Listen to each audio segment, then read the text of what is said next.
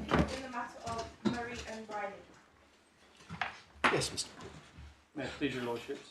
In this matter I appear with Mr Dean for the appellant, and the respondent is represented by my own friends, Mr William Bennett, Queen's Counsel, and Mr Corbyn Decision.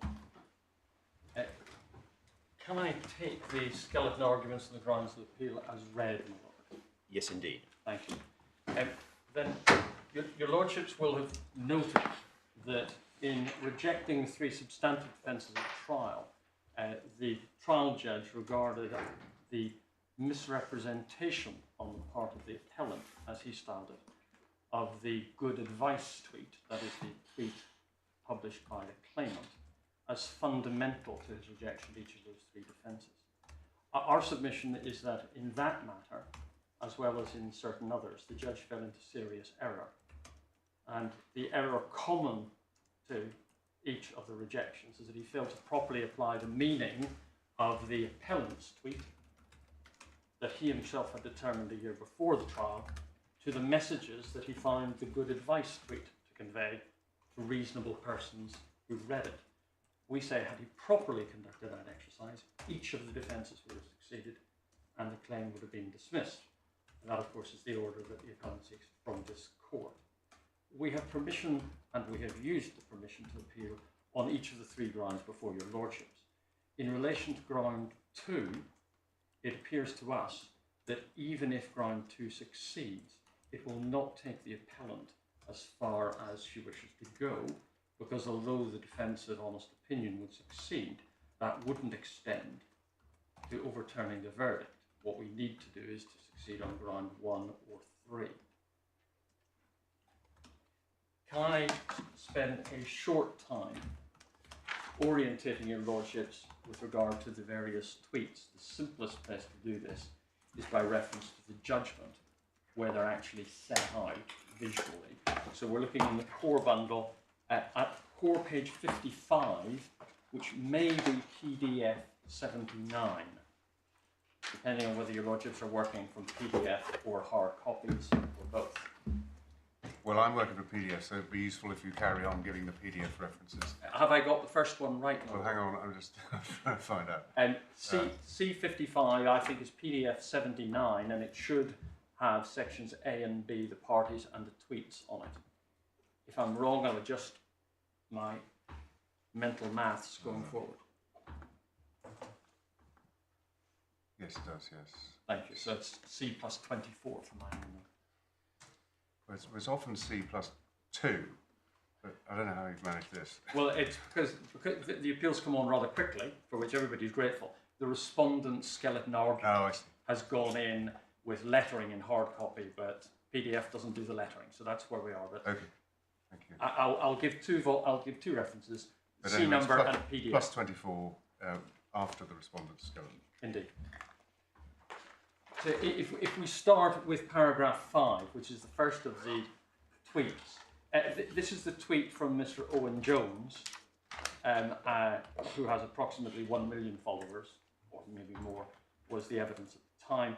It's from the 10th of January 2019, so it's a couple of months before the material exchange.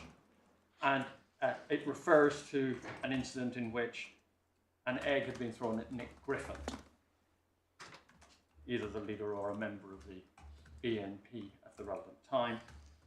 And your lordships see what that tweet reads. Oh, I think an egg was thrown at him, actually. I think sound life advice is, you don't want eggs thrown at you, don't be a Nazi, seems fair to me.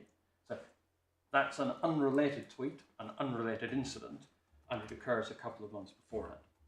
Then in paragraph 6, we see that on the 3rd of March, there is the incident in which Mr Corbyn is attacked outside the Finsbury Park mosque. There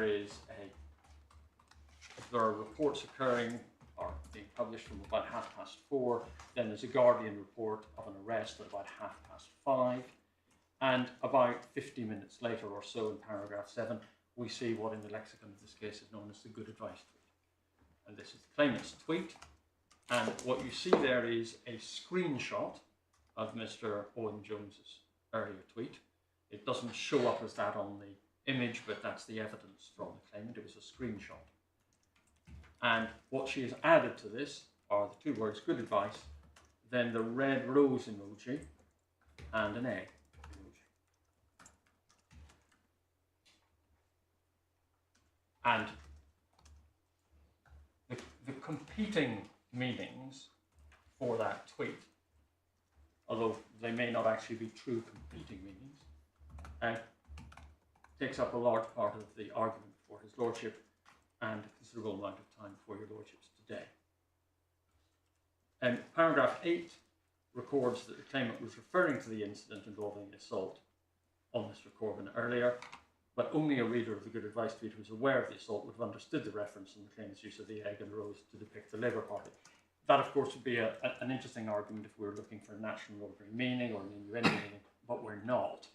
The reality is it was only people who were able to put this in the context of the attack on Mr Corbyn, and also probably the claimant's prior history of campaigning on anti-Semitism in relation to the Labour Party and wider, who were exercised by this tweet at all. Then in paragraph 9, one sees a reference to my client's understanding of the Good Advice tweet. And although it's not set out in this part of the judgment, her evidence was that she'd been watching the unfolding, escalating, I hesitate to call it a debate, controversy on Twitter. And you see that at about 8:10, she replies to the claimant's tweet. So this goes to her. You're publicly encouraging violent attacks against the man who's already a target of death threats. Please think for a second about what a dangerous and unhealthy role you're now choosing to play in public life. So it's a direct, measured response based upon the meaning that my client took from the Good Advice tweet. The meaning or a meaning?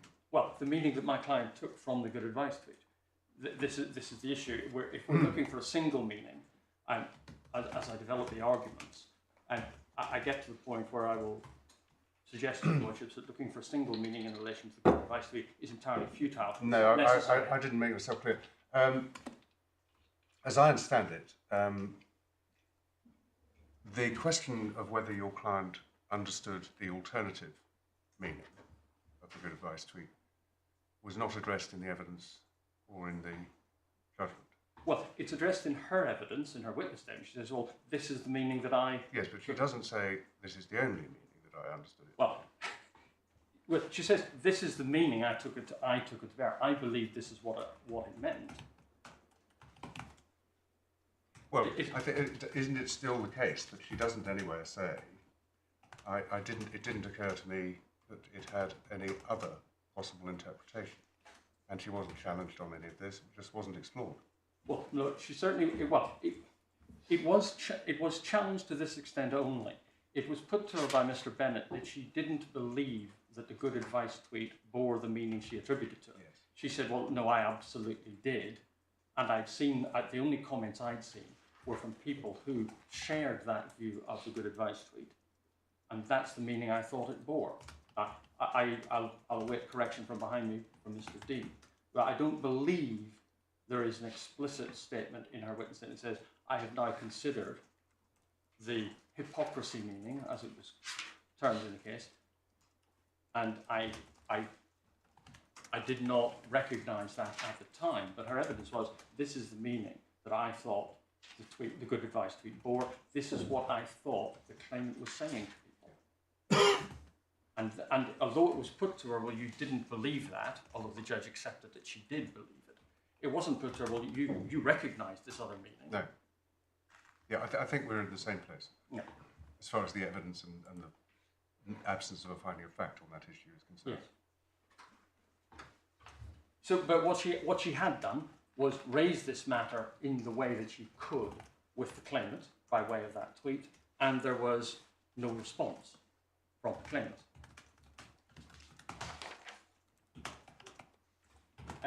Paragraph 10 sets out two other tweets that my client sent slightly later that evening, in which she sets out why she attributes to the Good Advice tweet the meaning that she did.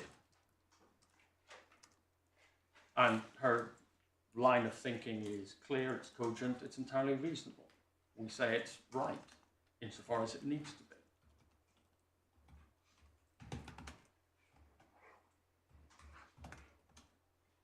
And then at 3 minutes past 9 in paragraph 11, one sees the defendant's tweet.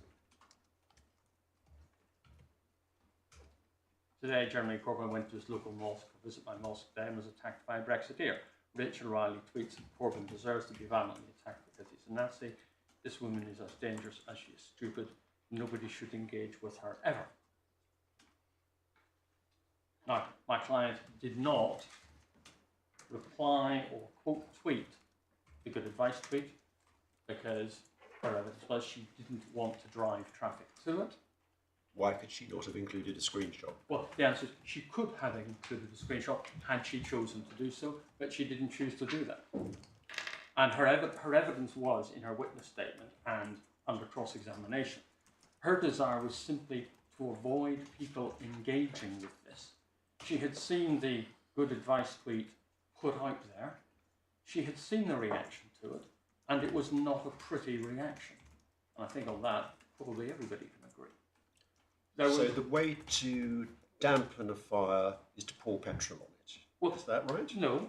My client wasn't pouring petrol on the fire. My client was, using that analogy, putting a blanket over the fire. I know it's an ancient phrase, but denying it the oxygen of publicity to her followers. Sorry, how is tweeting further about the subject denying it the oxygen of publicity? Well, you deny the oxygen of publicity by ignoring something. Well, my client was saying to her followers, don't engage. She was saying, this is what the claimant has tweeted. It's dangerous and it's stupid. Don't engage with her. She's saying, just don't go near it. Don't get involved in what is the controversy, where people are, in the manner of Twitter, there's relatively little informed comment. People are, for want of a better word, shouting at each other, typing in capitals or 35 emojis at the end, indicating the strength of their opinion. What she's saying is, don't get engaged in this. And her evidence in her witness statement and in cross-examination is, this is why she did it. She just didn't want people to add to the controversy. Because that is effectively what the good advice tweet had created. The good advice tweet had been sent out, and the claimant had not engaged with any attempt to clarify which or both of the meanings, or any other meaning, was the meaning that she intended. And so you end up with people by proxy stating either, oh, it's obviously an attack on Owen Jones's hypocrisy, or saying, well, no, it's not. It's saying that Jeremy Corbyn's a Nazi and deserved what he got. What you don't get from the claimant is, actually, this is what I meant.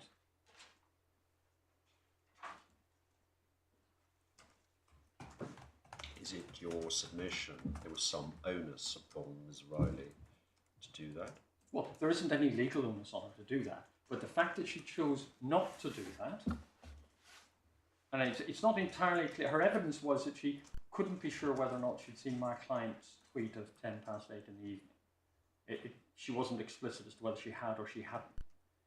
But she didn't engage, and that's part of the context within which certainly the Section 4 defence has to be viewed, because my client... I'm a little puzzled by that. Can you explain it to me? Am I not right in thinking that whether a statement is defamatory is to be judged at the time of publication of that statement? So how can you take into account the absence of a response from the person defamed subsequently? Well, in terms of whether or not there was a reasonable belief that it was in the public interest to publish my client's tweet, she's entitled to and does rely upon the fact that since the good advice tweet had been published nearly 3 hours earlier, there had been an adverse reaction on Twitter, starting with the... I can understand if your submission is it's the absence of anything prior to the defendant's tweet complained of at 21:03. It is.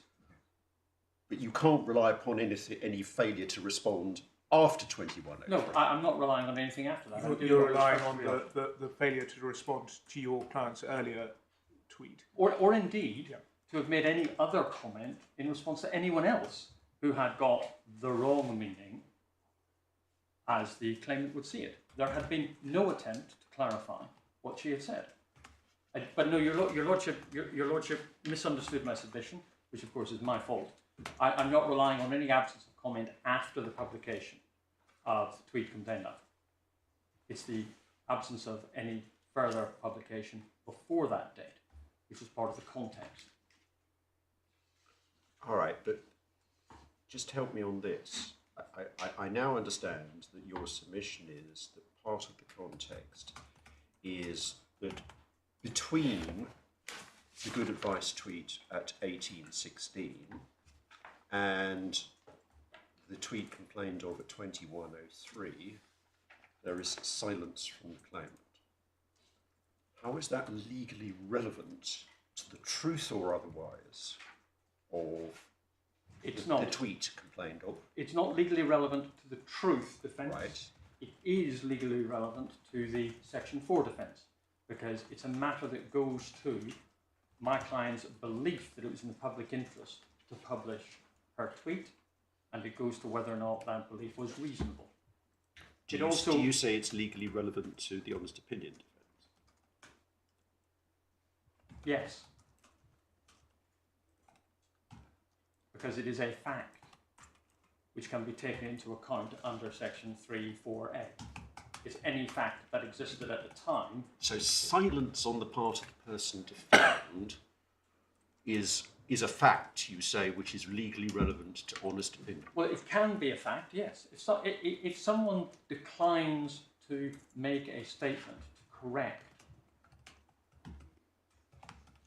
something that they had said previously or to clarify, that is a fact. I could understand that submission if there was some legal or moral obligation on the part of the person defamed to correct misrepresentations by third parties. But is that your submission? Well, there's no legal obligation here, that there's no doubt. Whether or not it's a moral obligation, if one puts it this way, if one accepts the judge's findings as to the claimant's state of mind when she published the good advice tweet, it was provocative and mischievous on her part.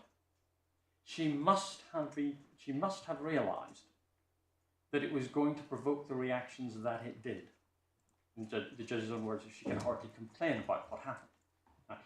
On the basis of those findings of fact, for the claimant not to make clear that she wasn't endorsing the violence, but was intending to point out the hypocrisy, is a fact.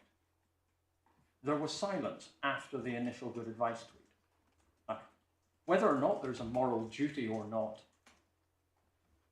to break that silence isn't the issue. The issue is whether or not my client can rely upon the silence as a fact.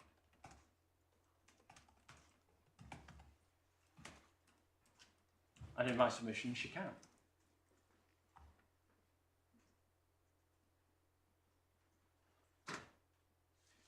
But, my Lord, if I start with if I then take it to the meaning of my client's tweet, paragraph 25 of the judgment, which would be C62 PDF 86.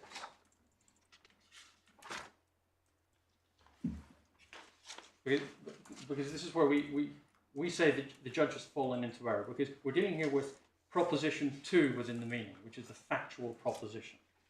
The claimant had publicly stated in a tweet that he, that's Mr Corbyn, deserved to be violently attacked. That's the factual meaning.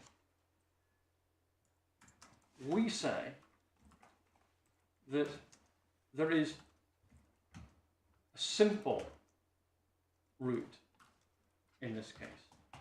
The question is, was there within the tweet that statement? We say, if the tweet was ambiguous in that the same words bore both the hypocrisy meaning and the appellant's meaning, then the appellant's meaning is stated in the tweet. Well, that's a tricky piece of elision, isn't it?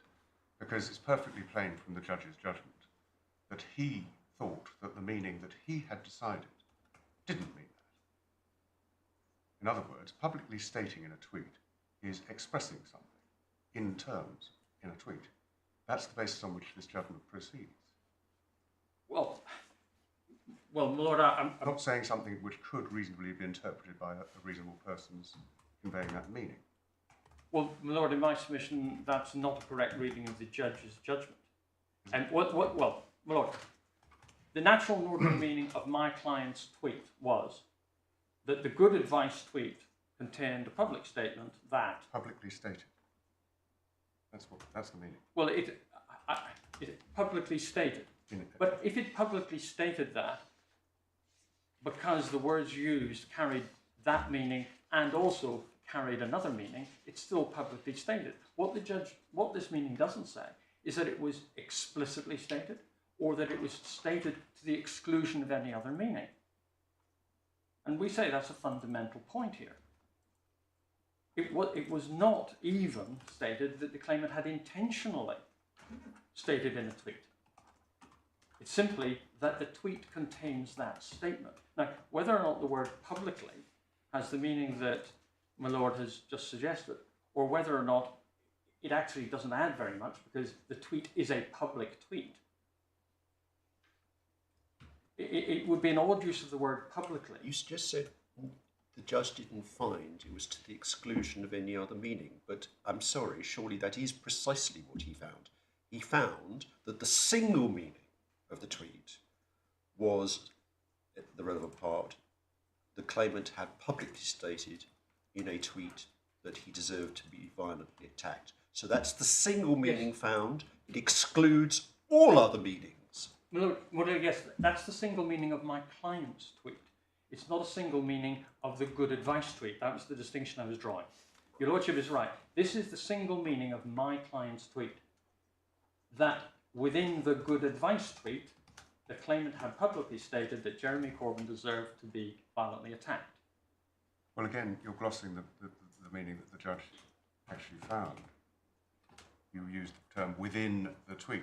Well, the claimant had publicly stated in, and then I'm using the good advice tweet, that Jeremy Corbyn deserved to be violently attacked. That is the single meaning of my client's tweet.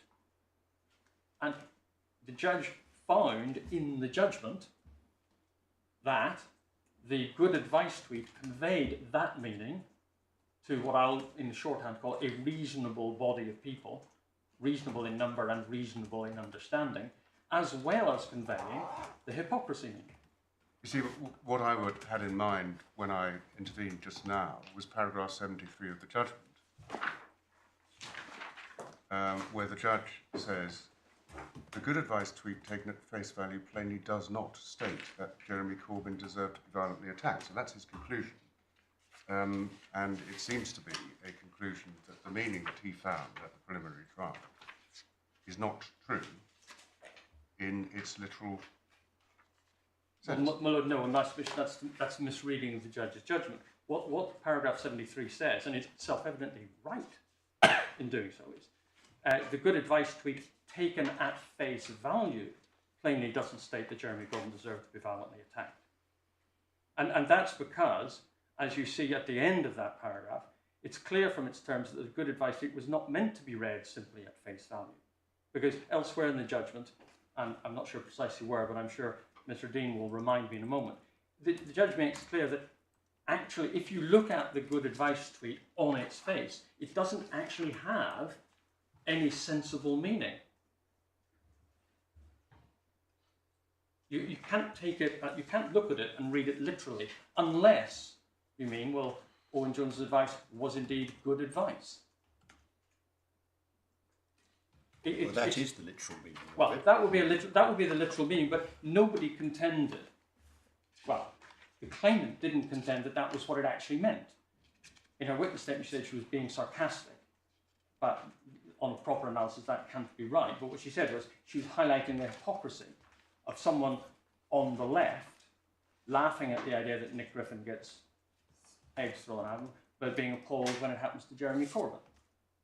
But 73, my lord, simply says, at face value, it plainly doesn't state that. But then 74 is the important paragraph, we say, for these purposes.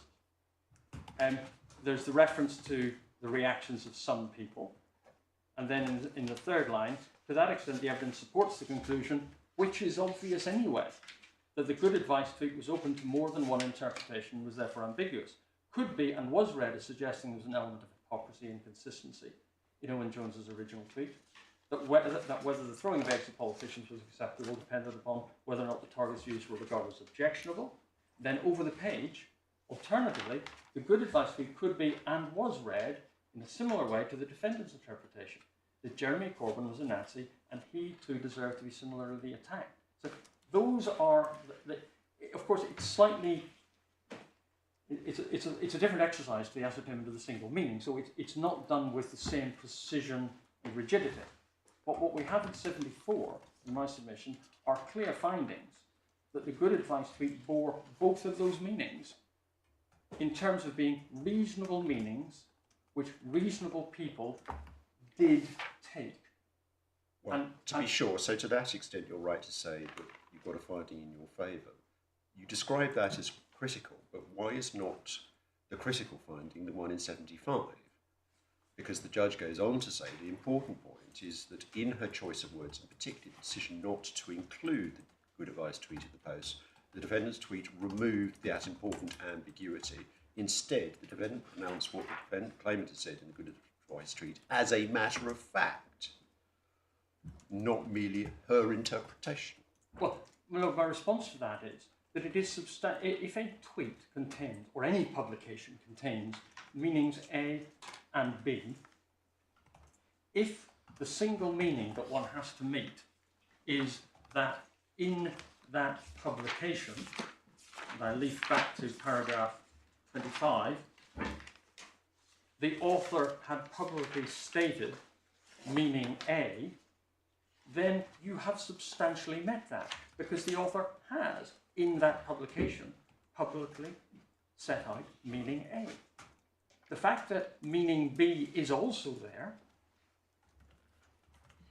is irrelevant, unless it could be said that meaning B acted as some sort of complete antidote to the defamatory bane of meaning A. But in general, as a general proposition, if a statement contains two meanings, to say that that statement contains one of those meanings is true. And it really doesn't assist the inquiry to say, well, what the defendant has done here is to elevate her interpretation to a statement of fact. The point is, she has made a statement of fact. The judge has determined that at the trial of preliminary issues. But that statement of fact is correct on the judge's own findings. And I ask your lordship to test it in this way. Obviously, where one's dealing with a single sentence, which is sufficiently ambiguous that it can carry two markedly different meanings. What if the tweet had been slightly longer and had included two sentences, one of which in turn said, Owen Jones is a hypocrite for the way he condemned the attack on Jeremy Corbyn, but laughs at the attack on Nick Griffin. Jeremy Corbyn deserved to be egged because he's a Nazi, like Nick Griffin. Now, that would be a longer tweet. One assumes for these purposes it gets within the character limit. If my client had said that tweet contained a statement that Jeremy Corbyn deserved to be attacked because he's a Nazi, my submission is we wouldn't be having this debate because it would be self-evidently right to say it. And the fact that it also said Owen Jones is a hypocrite for treating the attack on Jeremy Corbyn and Nick Griffin differently would be neither here nor there. Now, it might be different if meanings A and B were irreconcilable. They were effectively opposites, but they're not. The hypocrisy meaning and the Jeremy Corbyn deserves to be attacked meaning are in no way irreconcilable. And can I just make that I'm a bit explicit? puzzled by that. Well, why do you say that? Well, I say that for this reason, Lord. It would be perfectly reasonable for someone to say, my view is Jeremy Corbyn deserves to be attacked in the same way that Nick Griffin did because he's a Nazi. That would be an opinion to be expressed. There's absolutely no reason why you shouldn't say, that's my belief, and look at Owen Jones, he's a hypocrite. Because when Nick Griffin gets attacked as a Nazi, he is happy with that. But when Jeremy Corbyn gets attacked, he objects. That's hypocritical. The two are not irreconcilable. They can be held by the same person. They can be expressed consistently by the same person. Well, the judge found that there was evidence that in real time people interpreted the Good Advice tweet in one way or the other, and he therefore made the finding that you relied upon on the basis of that evidence in 73. Can you point to any evidence or any finding by the judge that any person at all thought that the Good Advice tweet bore both meanings? No, my lord, I don't. Well, again, I'll wait. I'll wait for Mr. Dean. He did send you something. He's put something beside you just so that you. Well, no, I saw it. That was the no literal meaning. All right. It was a reference to no literal meaning for the Good Advice tweet, which is paragraph 155 of the judgment. Thank you, my lord. No, my lord, your lordship may or may not go this far with me in general knowledge terms on Twitter. The reality is, the responses that come from people on Twitter tend not to be well thought through and closely reasoned. It is of the essence of an ambiguous statement that most people simply won't spot the ambiguity, especially on Twitter. They will see what has been typed, it will strike them instantly as having a meaning, and that's the meaning that they will take and will react to. But if it's an ambiguous meaning, there will be some people who, even without the time and attention of a trial judge, will spot the fact that there's two possible meanings to this statement. Maybe they'll only do it when they've looked at the Twitter storm that's going on and say, oh, hang on. That's not the same thing as you were submitting before. So I have no difficulty with the proposition that in real time most people thought it bore one meaning or the other. I also have no difficulty with the proposition that some people may have spotted that it was ambiguous. But spotting ambiguity is not sufficient to establish the proposition that you advanced before. Because a person who spots that the Good Advice tweet is ambiguous recognises that it's open to two possible interpretations and is not sure which is correct. What I asked for was, did you have any finding of the judge or even any evidence that people simultaneously believed both meanings to be correct? No, well, my lord, there wasn't any finding on that. The matter wasn't the subject of any argument before the judge on this basis. And to the best of my recollection, the basis upon which the judge actually decided the truth defence wasn't the matter of any argument before him. The focus of the argument was on whether or not... Right, so would you accept this? Because my reading of the judgment is that the judge proceeded on the basis that the two rival meanings of the Good Advice tweet were irreconcilable. Well, my lord, whether or not that's what the judge actually believed, I do not know. I don't see in the judgment where he actually says that, and there's no reason for him to have said that.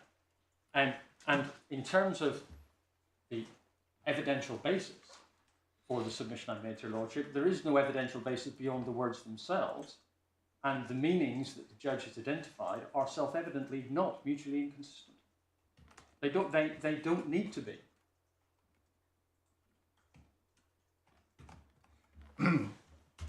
I mean, something's ambiguous when it's unclear what it means. It doesn't have a single clear meaning. Well, And isn't the judge's point that that's what this tweet was? We know he said it's got two obvious possible meanings. And if you say in the defendant's tweet, this is what she said, that's not true, because what she did was to make a statement which was ambiguous. Well, no, if what I say is that in her tweet there is a statement to effect A. I think you'd better just stick to the judge's... Well, I'm looking at the single meaning. Yes. The claimant publicly stated in a tweet. Yes, not in her tweet there is a statement, but that Yes. she publicly stated. Yes, she Now, publicly stated that's A. what she did.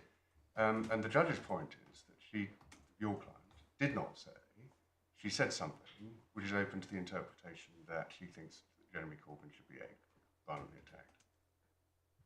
No, but my response to that is no. And that's the true position. Well, the truth is, if the judge makes findings that the good advice tweet bears both meanings A and B, because Well, that's not exactly what he did. Well, if the judge has decided in paragraph 74 that some people took the hypocrisy meaning and others took the defendant's meaning. Because it was, as my lord points out, because it was ambiguous. Yes, my lord, it's ambiguous, and therefore it conveys those two meanings. No, to it's unclear which meaning it does bear. That's the point about ambiguity. Ambiguity doesn't mean necessarily that it means two things at the same time. It means it's not clear which one. Well, my lord, in the real world, it means two things to different people because it is unclear. Open to interpretation. Well, if the statement conveys a meaning to a substantial body of people, in the real world, that is what it means. Well, I'm struggling here because in paragraph 74, the judge says, and this is his finding, the evidence supports the conclusion, which is obvious anyway, that the good advice tweet was open to more than one interpretation and was therefore ambiguous. Now, let's take it in stages. Do you challenge that finding, and if so, on what basis? No, I don't dispute the interpretation, the finding that the good advice tweet was open to more than one interpretation. And was therefore ambiguous. Well, I don't challenge it if, by that, it means that it carried meanings A and B. It all depends what your lordship intends to mean by ambiguous. If your lordship tends to adopt the approach of my Lord Justice Warby and say, well, in that case, you can't have... So your argument is that a statement which is ambiguous conveys both meanings, well, A plus B, whereas what the judge has found is that it's not clear whether it means either A or B. Well, I don't accept that the judgment says that it wasn't clear whether it conveyed meaning A or B. My submission is that when one looks at paragraph 73, 74, one sees that it did bear the meaning, both meanings.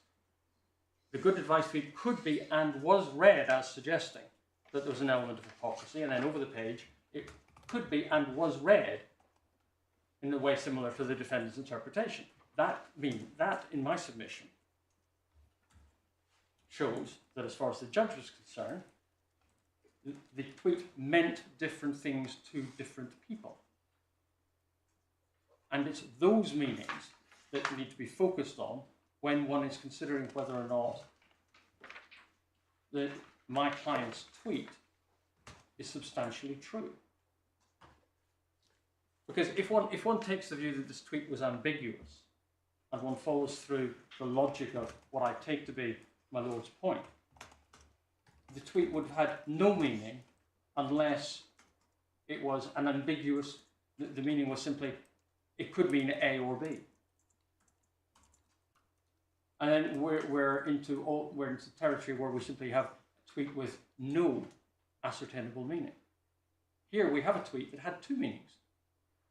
And it was recognised by the claimant when she published it, that it was going to convey those two meanings, according to the judge's findings, having heard her give her evidence.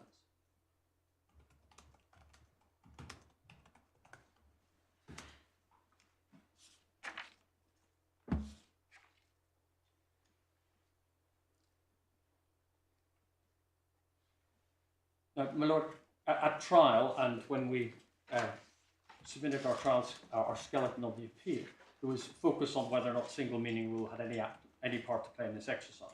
And we relied on the authority of Begg and BBC and Mr Justice Haddon Kay, as he then was, his approach. And the respondent's skeleton makes clear that the single meaning rule is no longer contended for as having any application.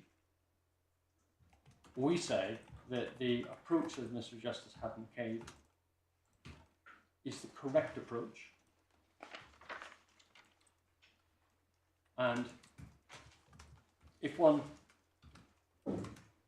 looks at the judgment paragraph 60, which is at C75, which would be E99, PDF 99, I think.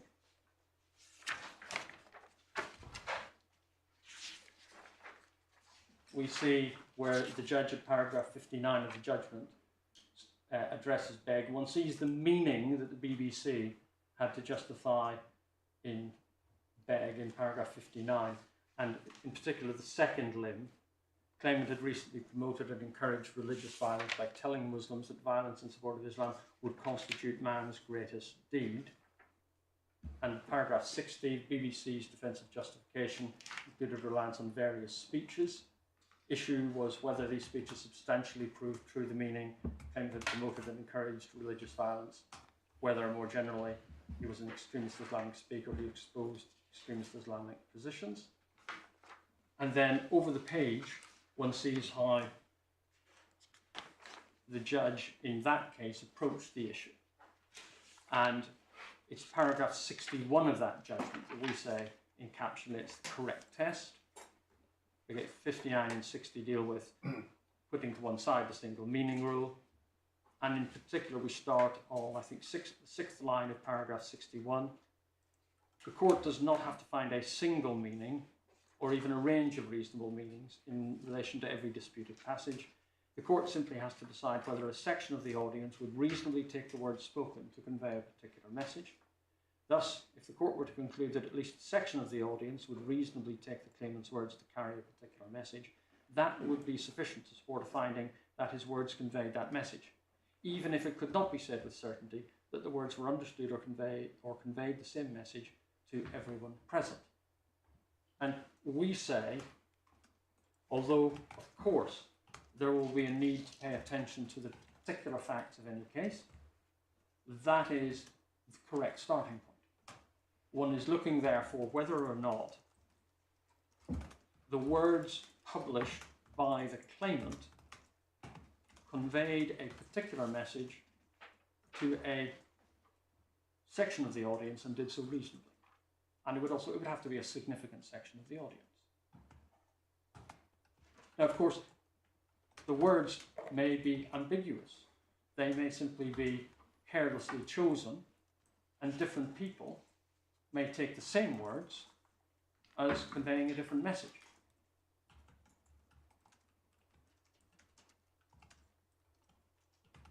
But in this case, where the judge has made the findings that he did, which he said were obvious, we say the defendant's meaning clearly passes the Begg test.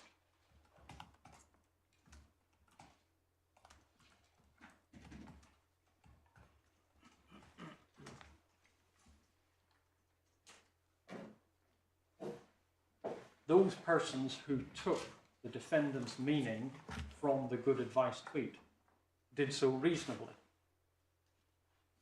That is necessarily implicit from the treatment of the subject in paragraph 74 of the judgment. If the judge had wished to express a view as to whether or not that meaning had been reasonably taken, he would clearly have said so.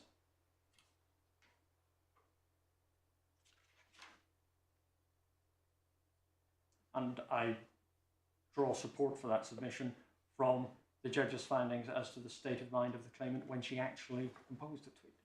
He clearly regarded the reactions of people who took my client's meaning from the tweet as having been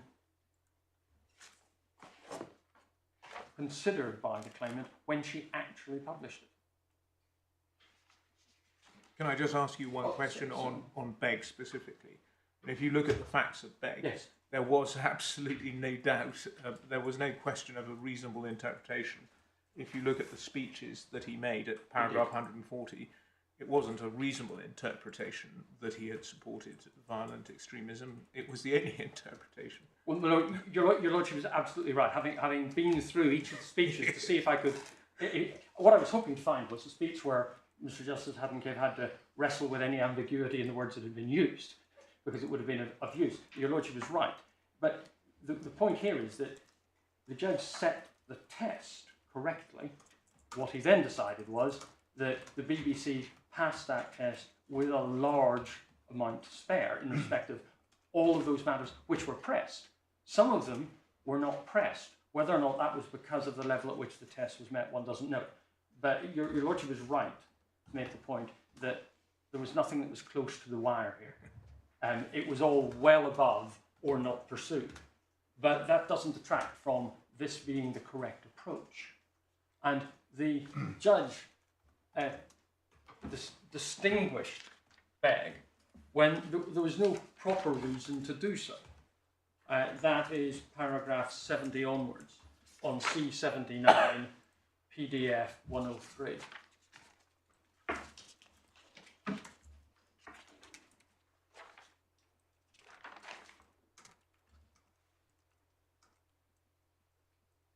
Sorry, which paragraph did you mention? It starts at paragraph 70 is when the judge deals with the proper understanding of Begg. It's an example of not applying the single meaning rule because it's not appropriate, and refers to the correct question. Now, in paragraph 71, the judge refers to the modification of the James principles in paragraph 62 of Begg, which is a couple of pages further back, as indicating that the approach was case-specific. In my submission, the extent to which the James principles were amended in paragraph 62 of Begg has nothing to do with whether they're case-specific.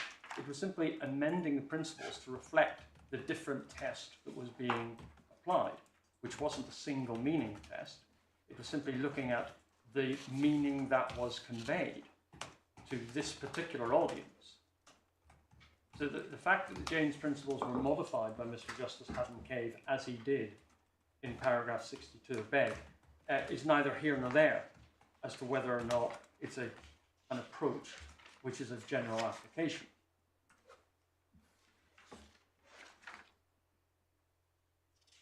We say that the test in Begg is the one that the judge should have applied.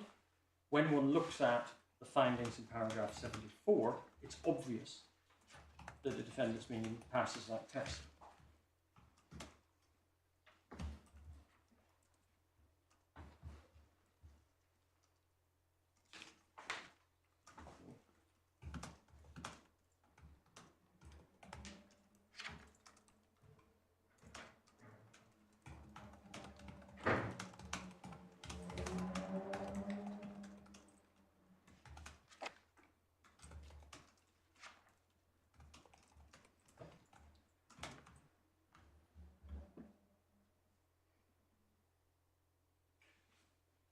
Lord, that's what I say on the appeal on the truth defence.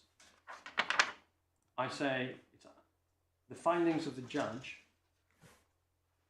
set out two meanings, each of which was reasonably taken by a significant portion of the audience for it.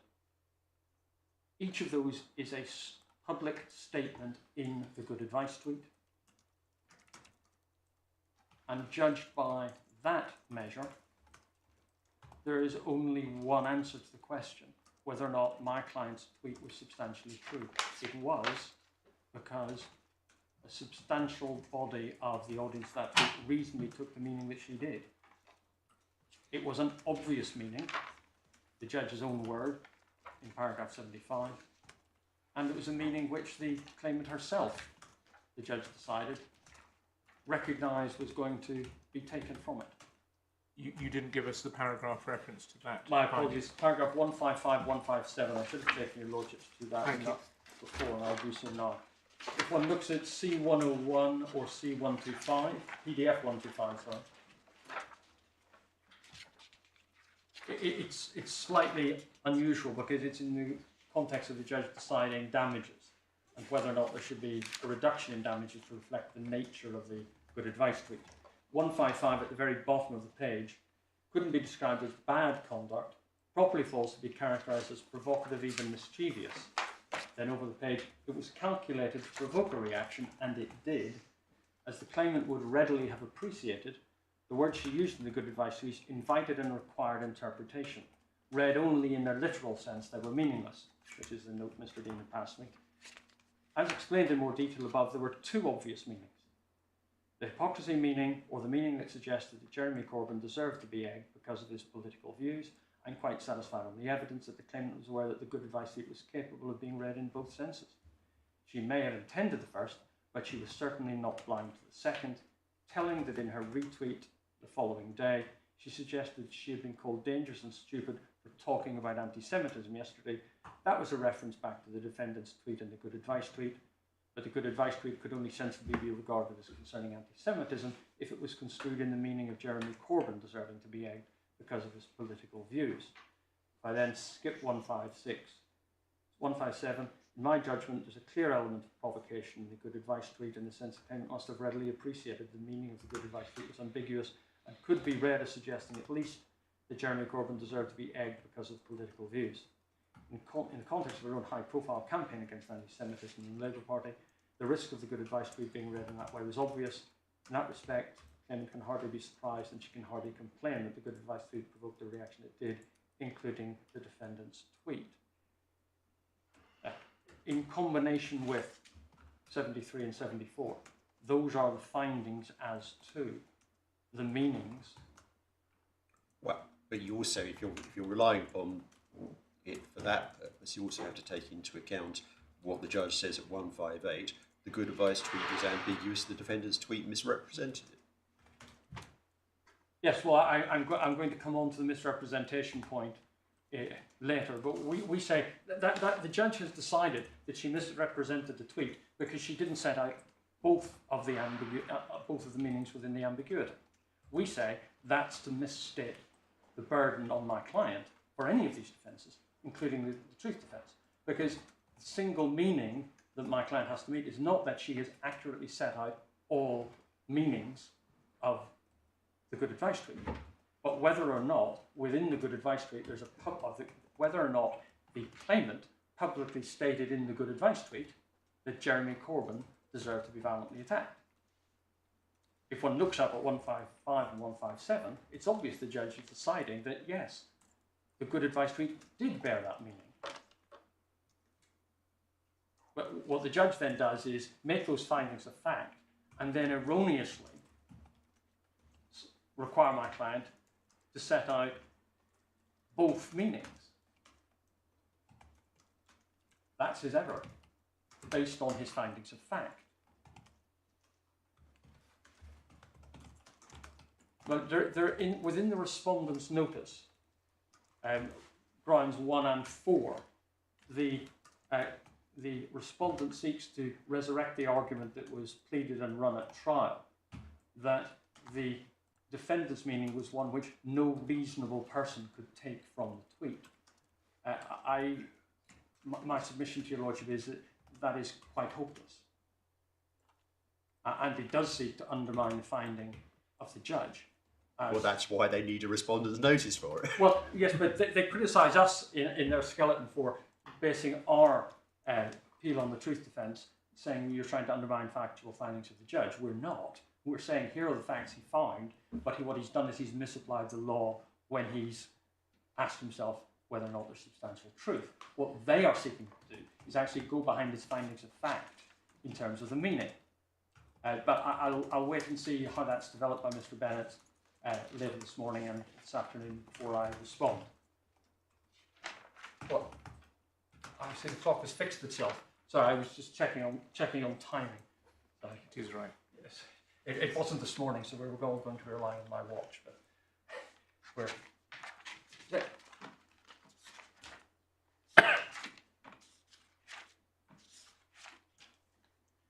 if I then move on to the honest opinion,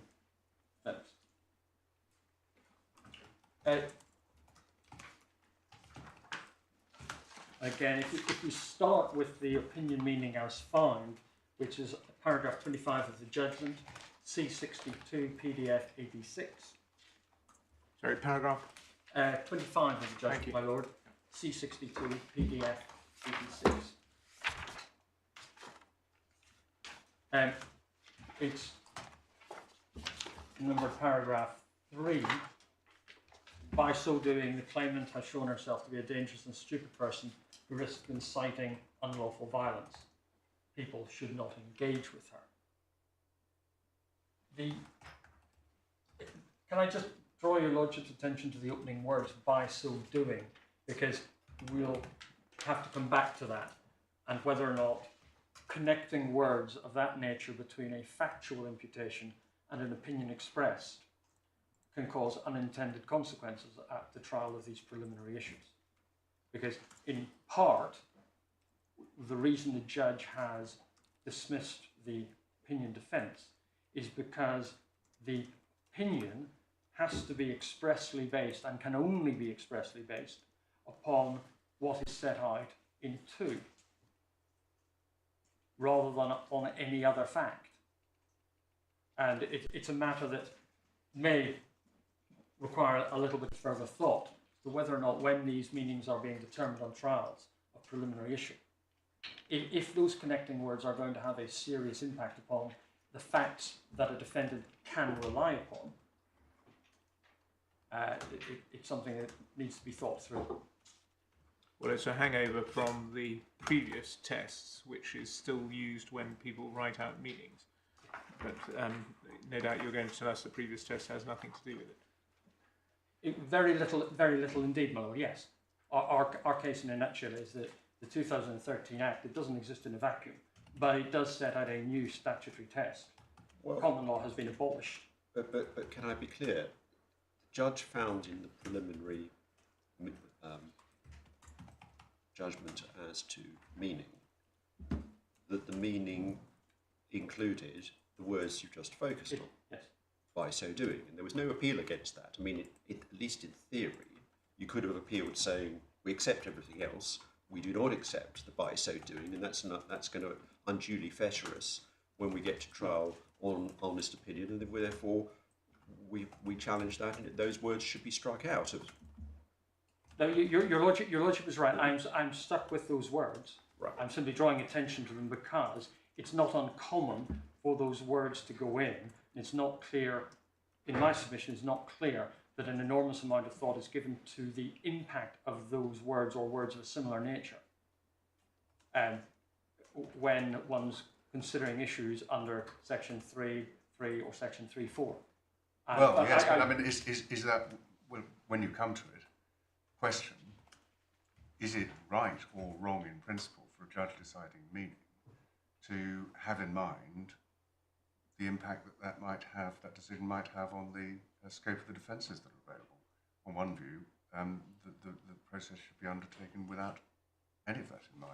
Well, because it tends to corrupt and pollute the purity of the process. Your lordship puts one side of the argument. The other side would be that it needs to be dealt with in a holistic manner. There was the warning in BCA and Singh about the dangers of preliminary issues being taken without taking account of the consequences for the findings. But that's an argument against the current practice of having meaning determined in advance. Well, it's an argument for having the full implications of that procedure being properly understood by those who are engaged in it. In that particular case, of course, the two issues that were potentially interrelated were whether the statement was one of opinion and whether it was defamatory. But you're now talking about bearing in mind other consequences when it comes to the meaning. Yes. Yes.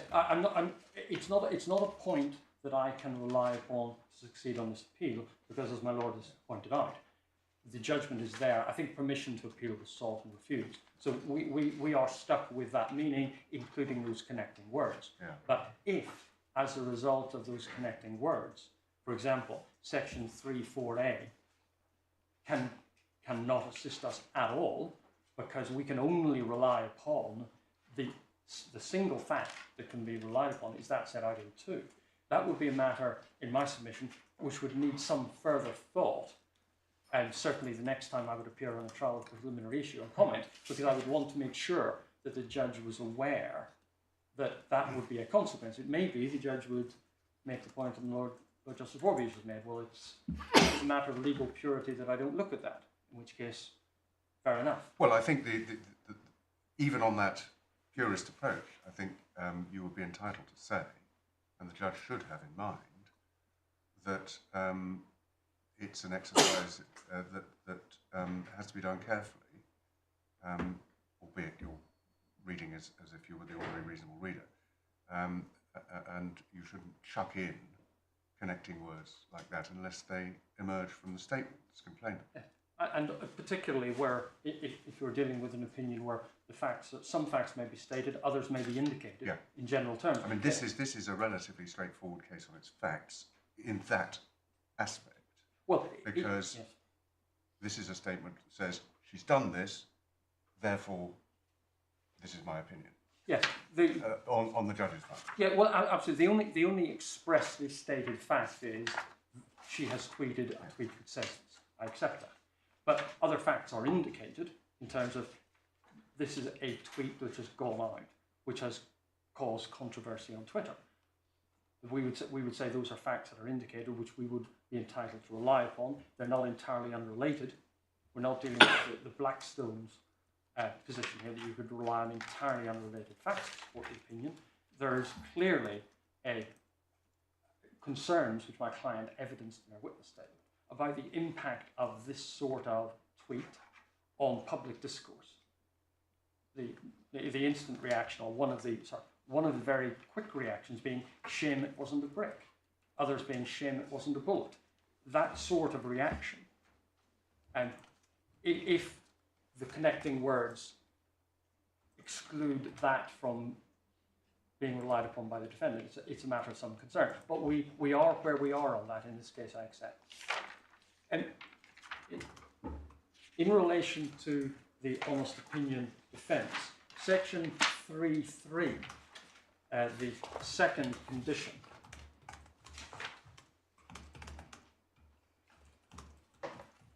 the judge decided at paragraph 92, that's C83 PDF 107, that the basis for the opinion had been indicated, whether in general or specific terms, on the basis that it was the good advice tweet.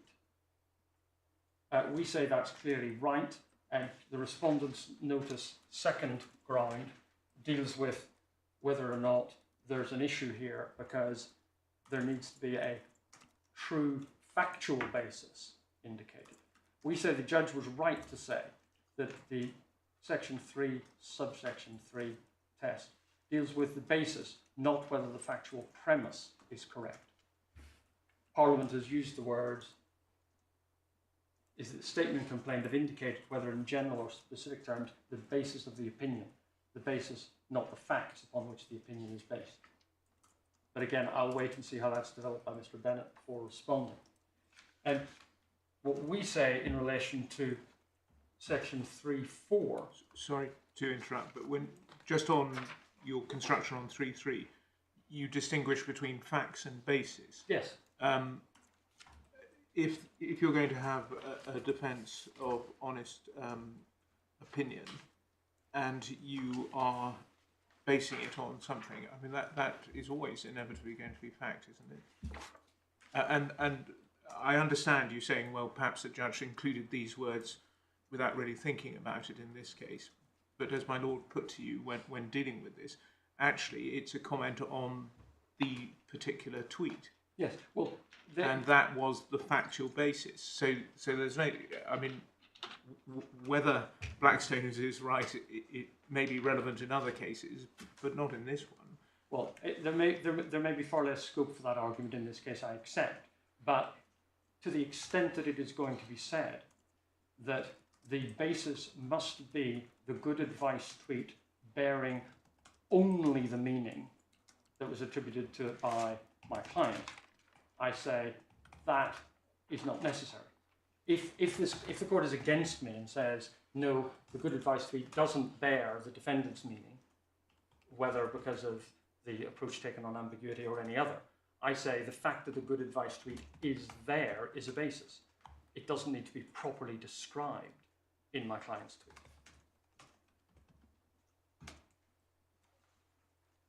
And within the defence, I'll just give the reference for your lordship's notice. Sorry, I may be missing something here, but you have the benefit of a finding in your favour by the judge on Section 3, Subsection 3. So, are you trying to appeal the judge's finding in your favour, and if so, No. how? Well, no, your lordship won't be surprised to hear me say, no, I'm not, and therefore I can't give you a how. What I was doing was highlighting for your lordships the fact that that is the first, well, it's the first of the controversial conditions, in this case, for the honest opinion defence, and it's one that is challenged on the respondent's notice.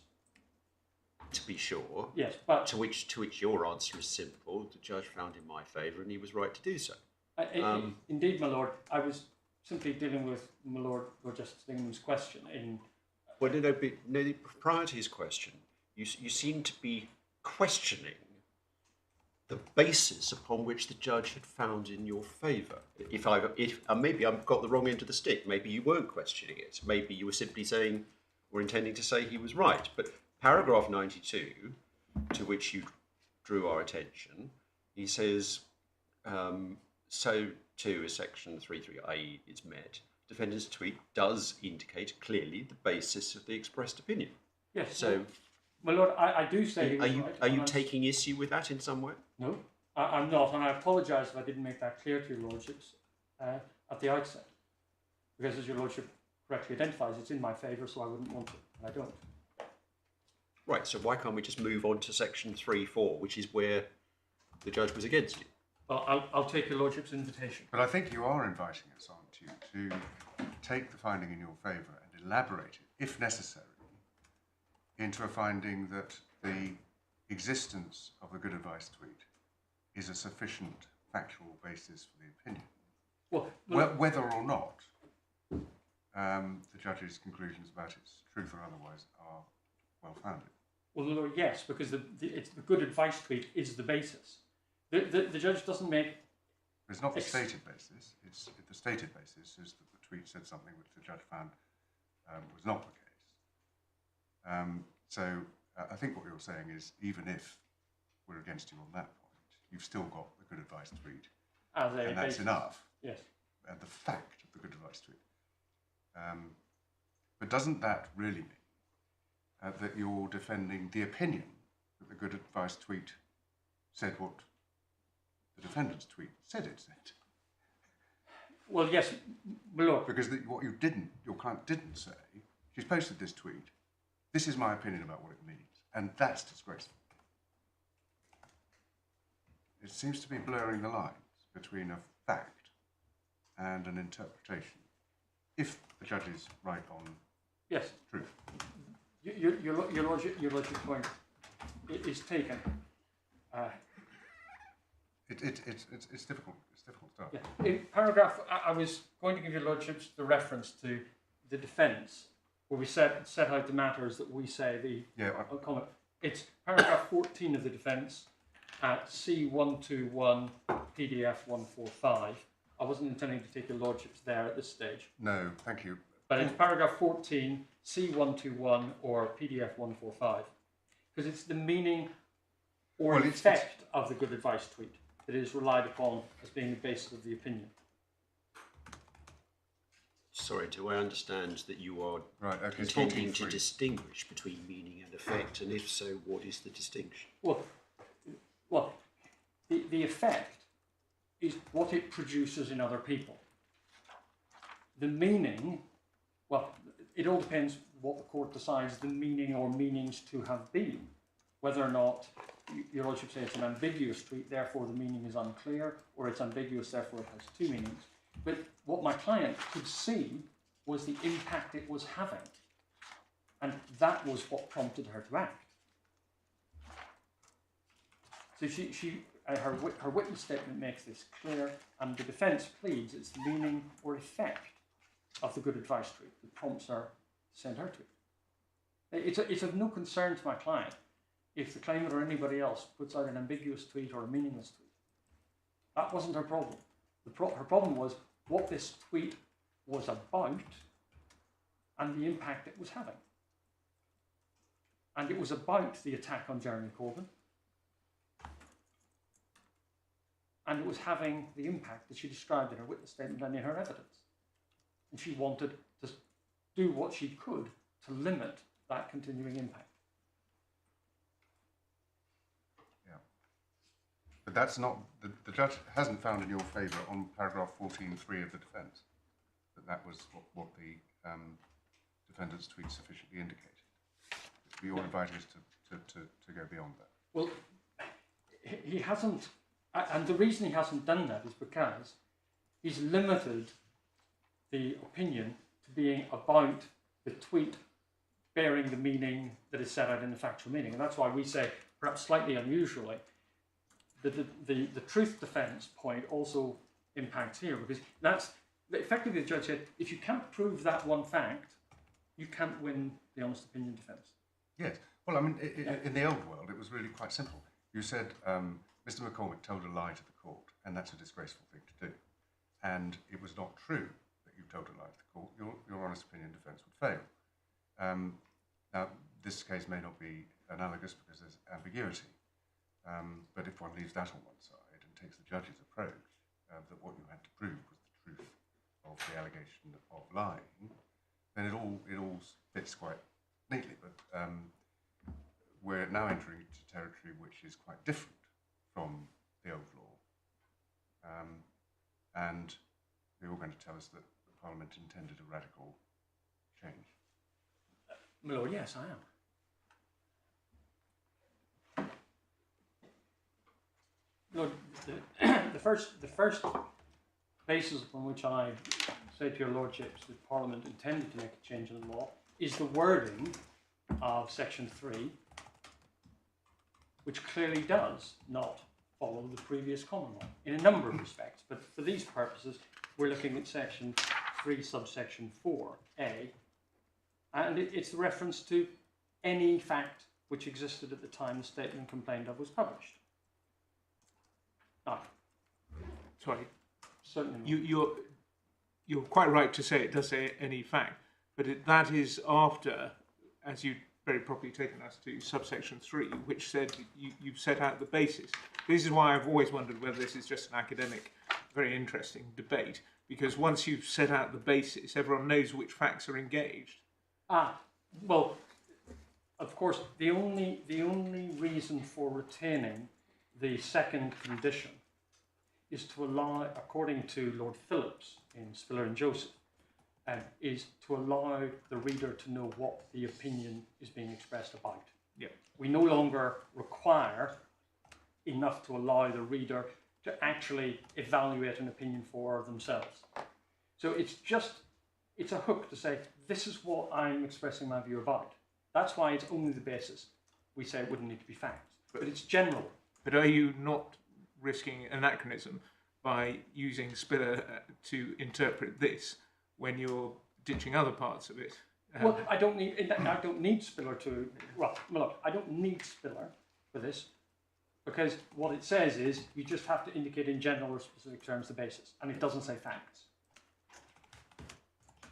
And then when we get to 4, the third condition is that the honest person could have held the opinion on the basis of any fact which existed at the time the statement complained of was published. So, of course, we're instantly jettisoning any requirement that the person expressing the opinion ever knew these facts, which would be the old Low and Associated Newspapers decision. It's any fact which existed at the time the statement complained of was published. Now, we say these don't have to be facts which are indicated under Section 3.3. It's any fact. So I'm entitled, I say, to rely on any fact to support the opinion that I have expressed. It needs. So can I be clear? Your submission is that there is absolutely no link between the basis of the opinion referred to in subsection 3 and the facts that are relied upon as supporting the opinion in subsection 4. There need be none. There need be no link whatsoever. There need be no link between what is indicated in general or specific terms and the facts which are relied upon. The facts would need to be sufficient to enable an honest person to have held that opinion, which is a link of a kind, but there would need to be no other link. Does it need to be known to the person who's expressed the opinion? No. It doesn't. Because if it needed to be, Parliament would have said it needed to be. Because the common law is abolished. So we're starting from, not quite, well, we're starting with a blank slate, effectively. Parliament has the option of importing in the common law complexities, what Lord Phillips referred to as the tangled web, or simplifying. And the explanatory notes, to the extent that we are to rely on them, tell us that it's an attempt to clarify and simplify this area of the law. And in certain respects, it clearly does so. We say Section 3.4a does in fact clarify the law. Because it does away with... Can you assist me? What is the parliamentary logic in requiring the basis of the opinion to be indicated in the statement complained of if there need be no link whatsoever between that and the facts relied upon as justifying the opinion? Well, no, there may not be a logic to it. There doesn't need to be a logic. So Parliament doesn't need to have any logic whatsoever for implementing this provision. Well, look, I wouldn't go that far. What I would say is Section 3.3 is designed so that readers will have an idea about what the opinion is about. But if there doesn't have to be a link, if you can support the opinion that Mr Bennet has behaved disgracefully by reference to some fact that you didn't know that has nothing to do with the basis of the opinion that has been sufficiently indicated, then it's pointless to indicate the basis, because you're not defending the opinion of which people have been told it's about. Well, look, the same point could be made in relation to facts of which the commentator was unaware. If the commentator expresses an opinion and then seeks to defend it under 3.4a by reference to facts that he or she was unaware of, we're in the same position. Yes, but I think that's in that submission, isn't it implicit that those facts are in the zone which has been indicated by the statement? Well, then we then get into what I think the editors have got to call the paradoxical situation, where the commentator should give as little as possible by way of specific facts when expressing an opinion. Because if what is required is some form of nexus between the indicated basis of opinion and any fact under 3.4a, then the vaguer you are, the better. Because you don't come up against the problem of saying, well, you can't show a nexus between that fact and the facts which are indicated in the words complained of. But the vaguer you are, then you fail on 3.3, because you don't indicate the basis of your opinion. If you indicate the basis of the opinion in a very vague way, if you say X is unfit to be a member of the bar because he misleads the court, you're clearly referring to or indicating conduct of that member of the bar in the face of the court. What you're not doing is saying, on this occasion, X misled the court.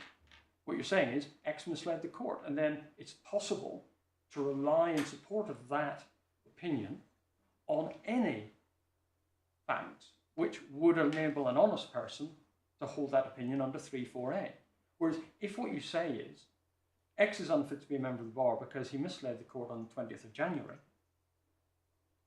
you're going to be excluded from relying on other instances which may go to justify or to support that opinion. I'm not sure. It's an interesting way of framing the argument. It's not really very helpful to imagine a person carefully crafting a comment or an opinion in such a way that they're most likely to be able to defend it by reference to facts they don't know, on the speculative basis that if they get the fact they are stating wrong, something else might turn up. I mean, it seems a rather fanciful approach. I can see that if one looks at it from the other point of view, which is, well, why should someone lose the defence of honest opinion if there is a fact out there that would, and then one's talking policy. Yes, well, and one's equating to some extent the opinion defence with the truth defence, because it has long been accepted that someone may make a factual allegation of utmost seriousness against a claimant, and may be able to benefit from a truth defence, even though the defendant had no idea of the material that allows the truth defence to succeed at the time. Yes, but I don't think we've seen any indication in the material that we've got, and I certainly don't recall any when all this was going through, that's what Parliament intended to do, to approximate the opinion defence to truth, so that the adventitious, unknown, damaging fact that could support the comment would get you home. No, we have performed an exercise of searching. We've not found anything that illuminates I'm glad one you way did, or the because other. I got this out and I haven't looked at it actually, but it's referred to, I think, in the Blackstones, isn't it? Yes. But only. I suppose you can say that, given that the truth defence, as always, both at common law and now under statute, enabled one to look at any fact that existed at the time, this might be thought to be a further protection for freedom of speech, which Parliament has decided to insert. Well, Lord, yes. There can't be any serious argument that the 2013 Act was designed to rebalance the law generally in favour of defendants. If one poses the problem this way, if the concern is that by allowing the construction of Section 3(4)(a) that we say is the natural construction of the words used by Parliament, how will a claimant lose out? If a factual basis, a defamatory factual statement is made and an opinion is expressed which is also defamatory based upon that allegation, if that factual allegation can't be justified, or it can't be shown to be substantially true, damages will be awarded for that factual defamatory statement. The opinion that is expressed, if that opinion can be supported by facts unknown to the publisher, then the reputational damage caused by the opinion, in addition to that caused by the factual matter, will be damage that the claimant has to suffer as the price for having the freedom of expression in relation to opinions. Another way of looking at it is that if you win your truth defence by facts that you didn't know at the time, it would be pretty galling to lose your opinion defence because you didn't know those facts, but they have been relied on for the truth, which would have justified the same comment. My lord, yes. Yeah.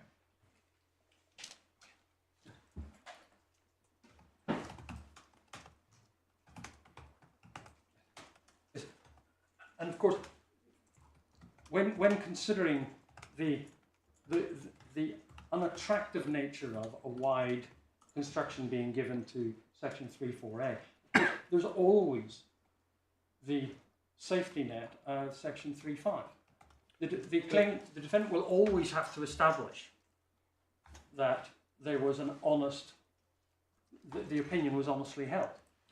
Yeah, well, you're absolutely right to make that point, and I see that, but I'm still a little puzzled as to the relevance of the discussion we've just been having to the present case, because the present case is not one where your client seeks to defend the tweeting issue by reference to facts subsequently discovered by her? No.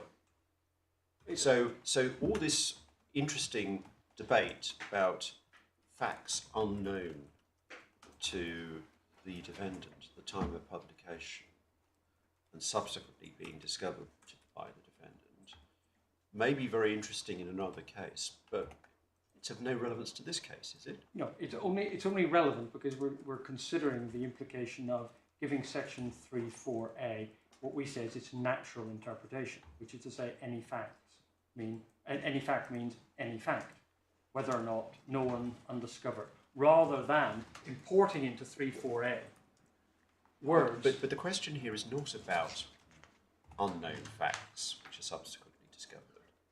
The question here is whether there needs to be any link between those facts and the basis indicated in the statement complained of. If we confine ourselves to facts which are known to the publisher at the time of publication, what is the logic saying that there need be no link? Well, again, in terms of the exercise of statutory construction, it's the question of any fact that matters, as opposed to a fact which is indicated in the basis for the opinion under 3(3). Because that allows a width of potential facts to be relied upon beyond those which are indicated in my client's tweet. But you're not trying to rely upon a fact that you didn't know at the time of Well, publication. no, That's no, what I don't understand where this goes to. Well, no, it's not simply a case of saying that Section 3(4)(a) would, or does, I think it's uncontroversial amongst commentators, allow someone to rely upon a fact that they didn't know about. But we can put that to one side.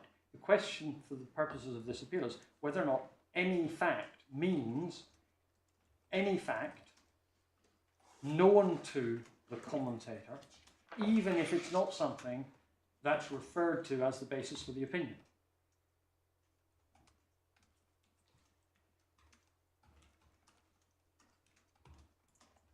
And in the specifics of this case, it means...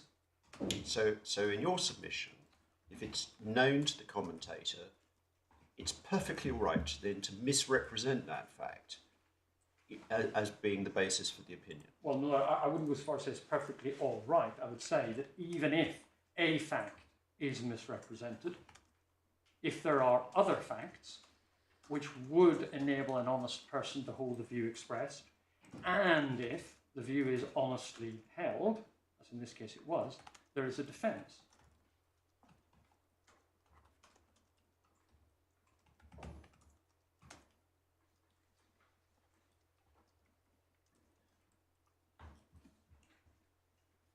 And what's the some other fact that you're relying upon? Well, Lord, because here it's only one fact, and the judge's finding is the fact is misrepresented. Yes. So what's the other fact that you're relying upon as justifying the opinion?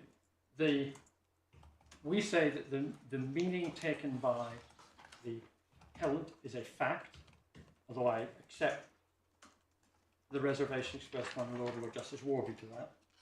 We say the reactions to the good advice tweet are a fact, which he was aware, and the danger of violence to politicians, which he refers to in our witness statement, which wasn't challenged, those are all facts which he can rely upon in support of the opinion that it was a dangerous and stupid thing to have published the good advice.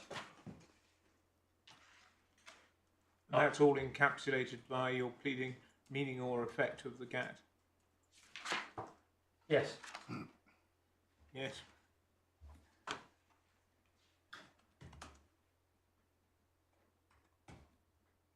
Well, my Lord, that...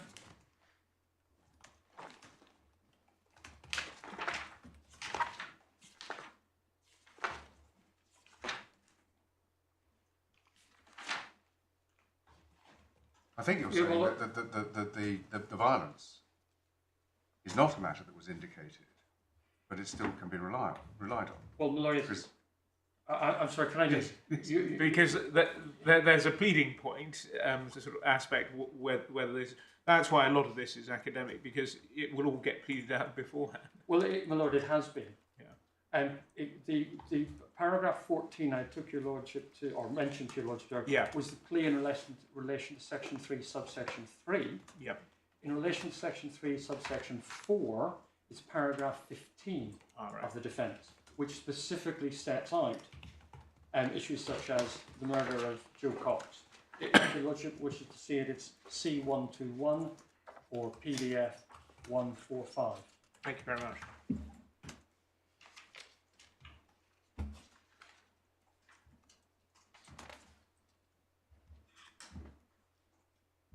And it sets out in considerable detail what had been happening, and my client's witness statement sets out why she was aware of it and why this was a matter of real concern to her on an ongoing basis. So it is pleaded out, and we say these are facts which my client was entitled to rely upon to meet the section 348 threshold.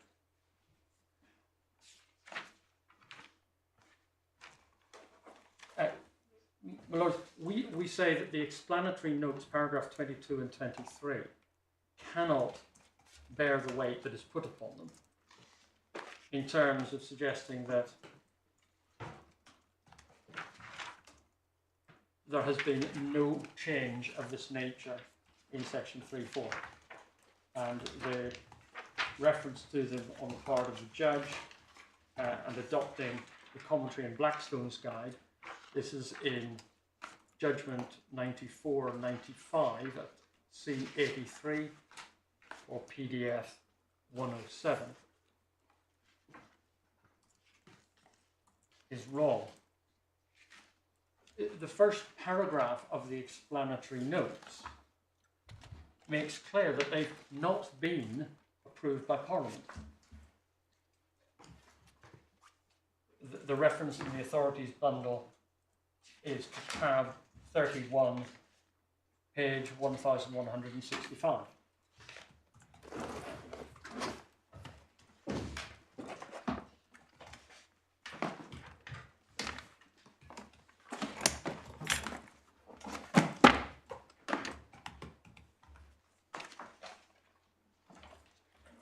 But in that respect, these explanatory notes are no different to any explanatory notes to a recent Act of Parliament. They always contain that statement. Yes.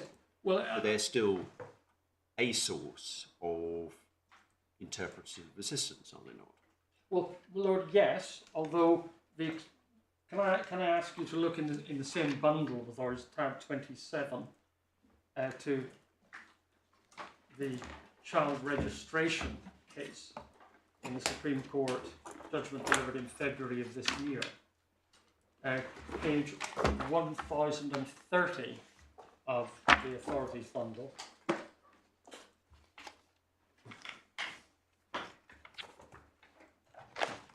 Paragraph 29 of the judgment. Your Lordship sees paragraph 20, this is Lord Hodge delivering the judgment of the... Yes, so paragraph 30, he says, explanatory notes prepared under the authority of Parliament may cast light on the meaning of particular statutory provisions. Yes. Well, my Lord, but I draw attention... It's a secondary role, as he says, but it doesn't mean that you ignore them. Yes, but over the page, none of these external aids displace the meanings conveyed by the words of the statute that, after consideration of the context, are clear and unambiguous and which do not produce absurdity. But we say that section 3.4a, given its plain meaning, any facts, produces no absurdity. The construction that we contend for is in no way violent to the context. It produces no adverse outcome that would lead this court to say, well, we need to look at the explanatory notes at all. Yes, but as he explained, sometimes the ambiguity is only revealed when you do look at the notes. Well, the problem with that is, my lord, when saying is there's no ambiguity, let's look at the notes. Oh, now there's an ambiguity. You shouldn't be looking at the notes unless there's an ambiguity, and we say there isn't. And Well, it's generally... can we not look at the notes to see what the government, the promoter of the bill, was seeking to achieve? Because it's not a parliamentary document, as you say. It's an explanation produced by the government of what the bill or the act is about. Well, that's not what Lord Hodge actually says, my lord. He doesn't. Obviously, there are rules about looking at what promoters of bills say to Parliament, in Parliament. But even then, one has to have the initial ambiguity. Here, there's no ambiguity. What one has is, in our skeleton argument, we put forward a form of words that we say would need to be inserted into section 3.4a to achieve what the sort of linkage that was suggested. It's paragraph 48 of our skeleton at C36, which is also PDF 36, my lord. Sorry, paragraph what? Paragraph 48 of our skeleton at C36.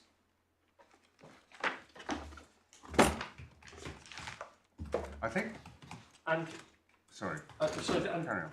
So we proposed an addition of 12 words to make good what it is being said the intention of Parliament was. The editors of Gatling, at paragraph 13-17, just for your lordship's note, proposed a 20-word insertion or a 20-word paraphrase. So what we've got here is a clause which contains 13 words. That's 3.4a, which is to be doubled and more in length to produce what is being said was the intention of Parliament, when in fact Parliament should be presumed to have meant what it actually said, and in fact. Sorry, which paragraph did you put the extra words in your skeleton? It's 48. It should be at the bottom of page C6.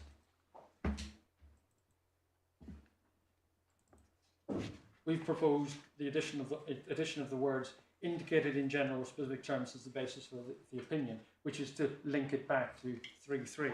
The editors of Gatley proposed a different formulation of words, but it's even longer than ours, probably more exact. But we say it's simply not necessary, and in fact is simple.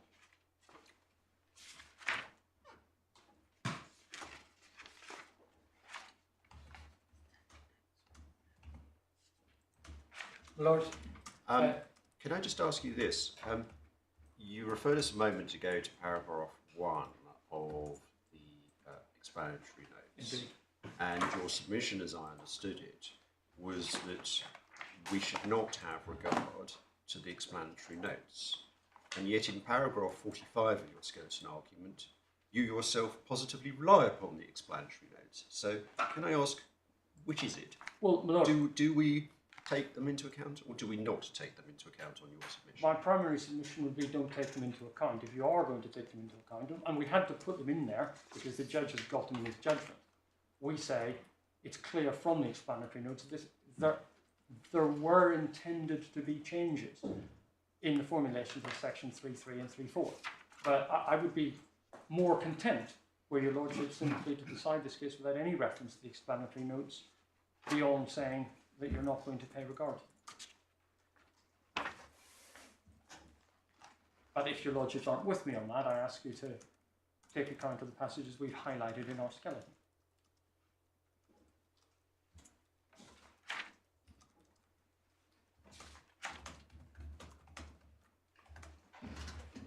My lord, I think in the time that's available to me, I'm going to move on to the section 4 defence.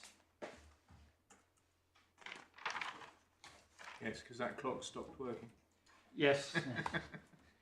It caught me out for 10 or 15 minutes and then I realised.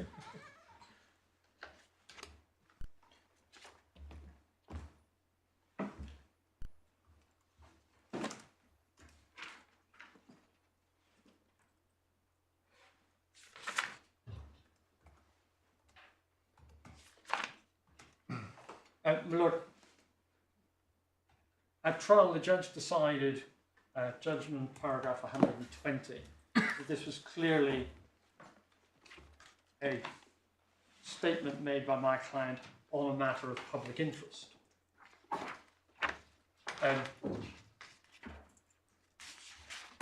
That's C90 PDF 114.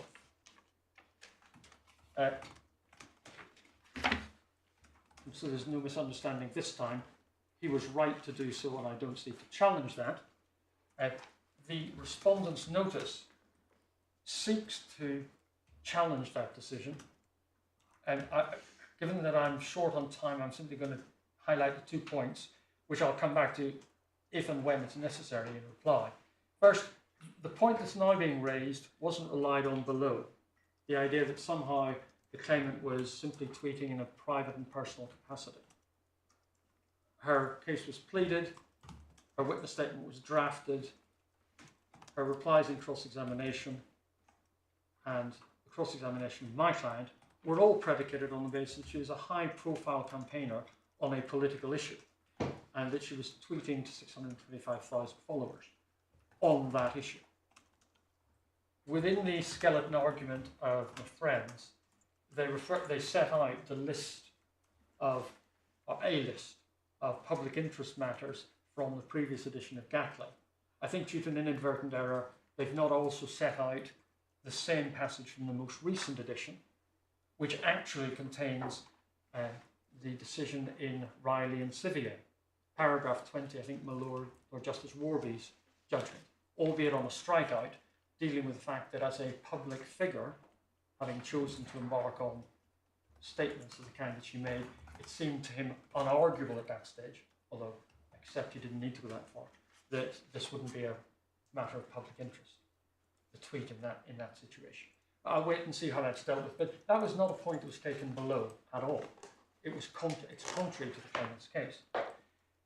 In relation to the second, it seems to repeat the heresy that was pleaded and argued below, that because my client's tweet wasn't of good quality and adding to the debate, it couldn't be on a matter of public interest. Mr. Justice Nicklin made clear in oral argument that he wasn't going to get involved when considering Section 4.1a in any consideration of the subjective quality of my client's contribution. That only came in later. He was clearly right to do so. The judge decided that my client had a belief that it was in the public interest to publish her tweet, but that was not reasonable. The reason why the judge has reached that conclusion seems to be set out in paragraph 124 of the judgment, C91, PDF 115. The most significant factor in the judge's assessment was the failure of the defendant to include the good advice tweet in the defendant's tweet. Accept the defendant's evidence that she did not do so because she didn't want to drive further traffic to it. This cannot be good enough reason for depriving readers of the defendant's tweet of accurate information about it and the proper context of the good advice tweet. We of course say that my client hasn't misrepresented the good advice tweet. I'm not going to go over old ground in those arguments. But even if your lordships take the view that she did, bearing in mind that there is no dispute to her honesty, or that the view that she took of what the good advice tweet meant was a reasonable view, and the judge does not say that her view was unreasonable, what the judge seems to do is to say, because you didn't, in spite of your own certainty as to what the good advice tweet meant, didn't give others the good advice tweet so that they could consider whether they agreed with you or not, you didn't have a reasonable belief that what you were doing was in the public interest. We say that's a fundamental failure to appreciate the difference between the truth defence and the public interest defence under Section 4. The public interest defence has to be judged by reference to what my client reasonably believed at the time. And if, and in my submission, the factual findings are clear, if she believed that the good advice tweet bore the meaning that she attributed to it, and if that was a reasonable belief, and in my submission it clearly was, then to argue and to find that she doesn't have a reasonable belief that it's in the public interest to say what she said because other people would not have shared her view is, in my submission, a fundamental error of approach. One sees that at the final lines of paragraph 125. As the reactions to the good advice tweet demonstrate, some readers might nevertheless have shared the defendant's view, but critically, others would not have done. In fact, the judge is putting it somewhat lightly there. There is no doubt that readers shared my client's view. There's no doubt that others did not. But the suggestion that my client is obliged to retain the benefit of the Section 4 defence, to put the entirety of the publication that she is tweeting about before all readers, trespasses on the area of editorial judgment. Well, does it? Because I don't think there's any evidence that there was any editorial judgment about this. I think as we started with, the evidence does not include anything along the lines of, well, I realised it might be ambiguous. Others might think this meant different things, but I decided as a matter of editorial discretion that I wouldn't deal with that. There's nothing of that. Well, no, that would be an editorial judgment. Well, she made an editorial judgment what to include. Yes. And she didn't include the good advice tweet for the reasons that she gave. She didn't want to drive traffic to it. She didn't want people But as to we've engage. discussed already, the reasons given did not justify not including it by way of a screen grab. Well, no, the drop. Because you can include it as a screenshot, and that doesn't drive any additional traffic. Yeah, well, no. But she didn't want people to engage with the tweet. If she had sent the screen grab of the tweet, people would have seen it. People would have been inflamed, or may have been inflamed by it, because they shared her view and her outrage, and they could have reacted. She decided, we're back to the sort of oxygen of publicity, fire blanket, or petrol in the fire discussion that we had an hour and a half ago. Her view was, I'm not going to show people what she said. I'm going to say she said this and tell them not to engage. That was her evidence. And the judge found that was a misrepresentation of what had been said, whereas she could have avoided the charge of misrepresentation by including it. Yes, well, and of course, the judge makes that finding with the benefit of hindsight, with the benefit of argument. My client's conduct is to be judged at the time that she published. Yes, I don't think that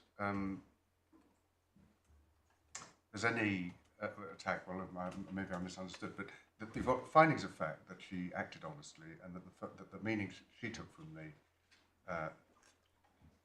the GAT was a meaning that it conveyed to other people, and a reasonable meaning to draw from it. Yes. So you've got quite a lot of findings of fact in your favour. You've got no finding of fact on what, if anything, she knew or realised as a matter of fact about the other meaning, which is the subject of the judgment. You do have unequivocal findings of fact that they were both obvious meanings. So the judge says that she misrepresented the GAT by presenting it as unequivocally as she did. Assume against yourself that that's a tenable finding. Don't you have a problem? Because the implied reasoning of the judge, as I understand it, is she failed to reflect in what she said about the GAT the ambiguity and the existence of the obvious alternative meaning that I have found. And one way in which she failed to do that was actually the simplest way of just showing people what had been said. Well, the difficulty with that is the judge doesn't actually say that in his judgment. No, I agree. And obviously, it's very, well, it may not be easy, but it's what we do. We look at judgments, we pick over them and look for The gaps. judge comes pretty close at paragraph 126, doesn't he? Because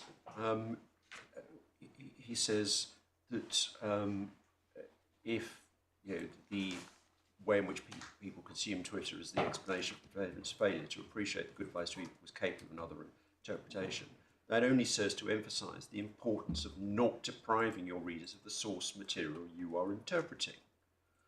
Contemporaneous tweets to the defendant demonstrated where she was offering an interpretation of the good advice tweet. Within 30 minutes, the defendant's tweet had converted that into the only interpretation.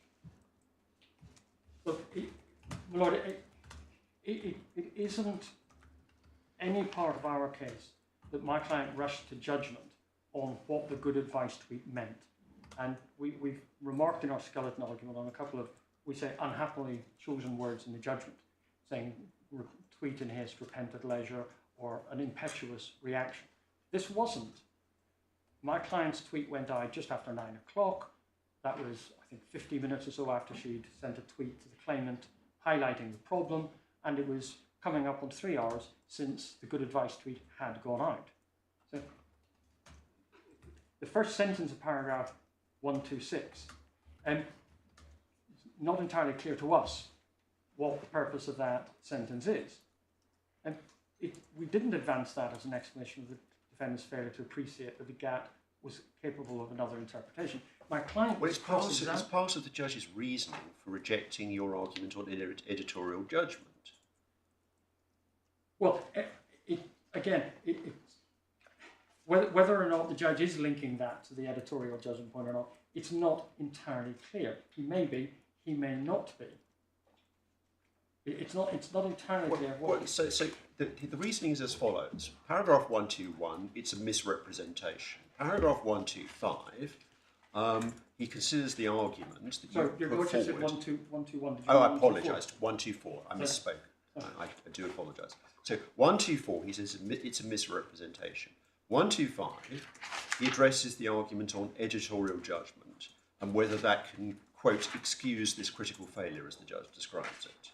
And he says it's not trivial, it's significant because it prevented the reasons of the defendant's tweet understanding what the claimant had actually said, and that what the defendant was offering was her interpretation. And he acknowledges, again, as he's done repeatedly in previous parts of the judgment, that there's two possible interpretations. And then in paragraph 126, he says, don't attach weight to the fluid nature of Twitter.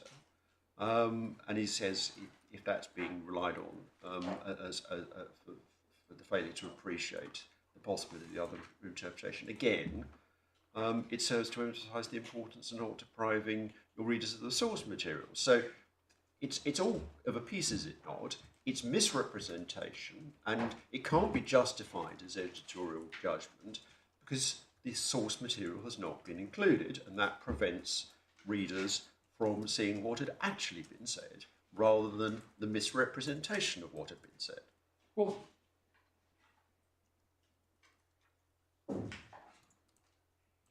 Lord, what we say is that the fundamental problem with the line of reasoning is that it starts off with misrepresentation.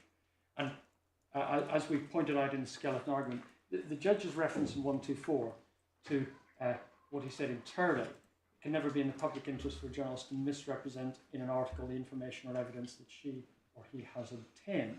And that's not a particularly happily chosen citation, because as we pointed out in the skeleton argument, in that case, the person who was publishing had not investigated or had stopped investigating the point and didn't have any evidence to support what they were saying.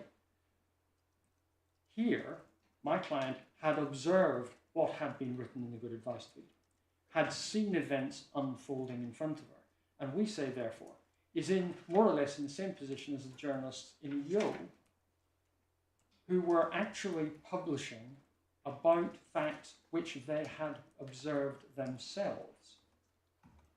And we rely upon the approach taken by my Lord Justice Warby in that case. We've set it out in paragraph 61 of our skeleton, the relevant section. It's on C40, PDF 64.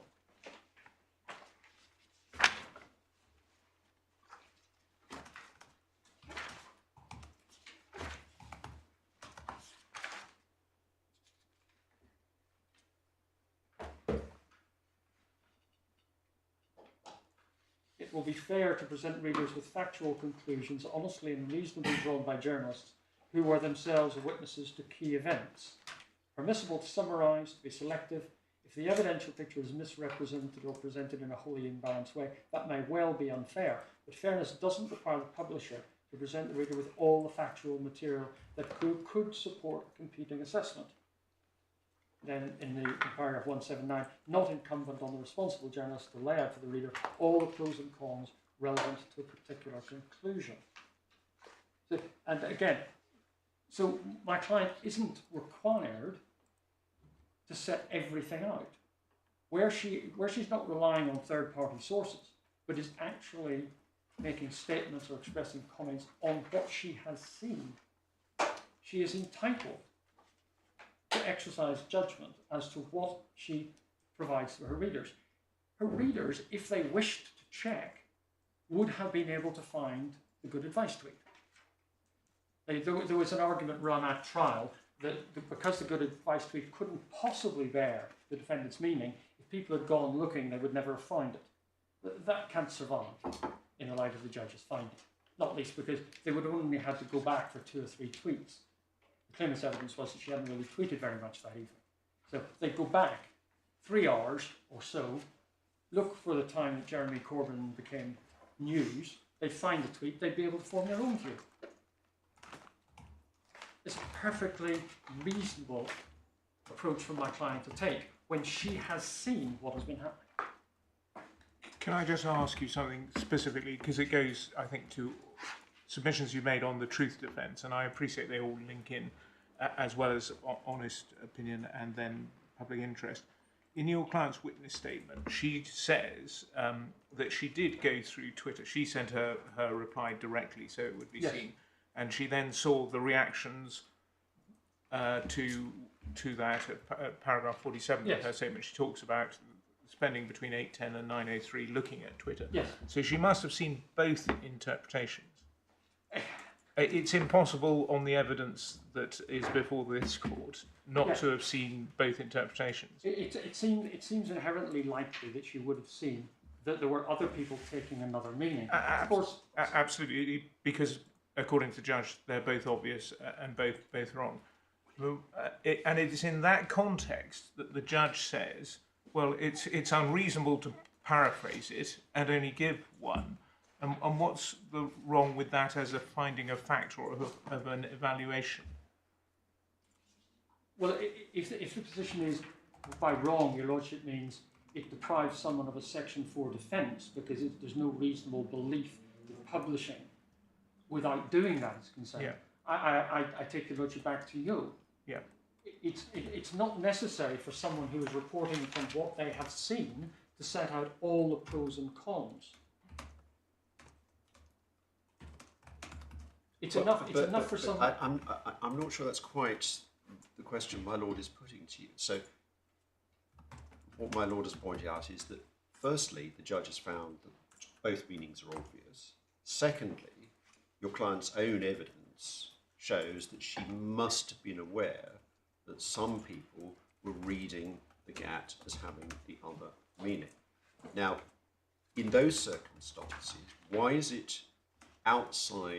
the judge not entitled to find that it's unreasonable to do the two things that he found your client to have done, namely to misrepresent the GAT by only presenting one of the two obvious meanings and one of the two meanings that she knew people were in fact taking it from it, and depriving the readers of the source while doing so?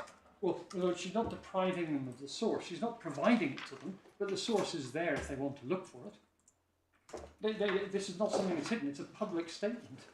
It's a public statement on the claimant's Twitter feed from a few hours beforehand. If anyone received my client's tweet and thought, I'll just have a look at that and see, they knew where to go. As I say, the claimant's response to that line of argument, up to and including a trial, was, well, people wouldn't have been able to find the good advice tweet because they could never have recognised it. This is all a bit unsatisfactory because this isn't the editorial decision that was being put before the judge for evaluation. Well, it's been pointed out that, and I think you accept that on your client's own evidence, she was aware that other people were giving a different interpretation to the GAT. Now, on that footing, let's take that as a given for the purpose of this discussion. She could have said in her evidence, well, actually, I decided that that was an absurd interpretation, that or that it was a fanciful and improbable one that I didn't agree with. And that it was completely unnecessary for me to allude to the possibility of such an interpretation for those reasons, or because I thought that people could track it down if they wanted to.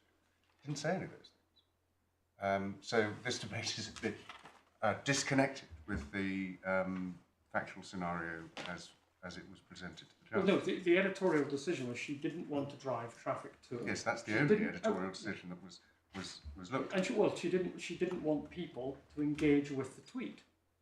Yes. That's what she said. Don't engage with them.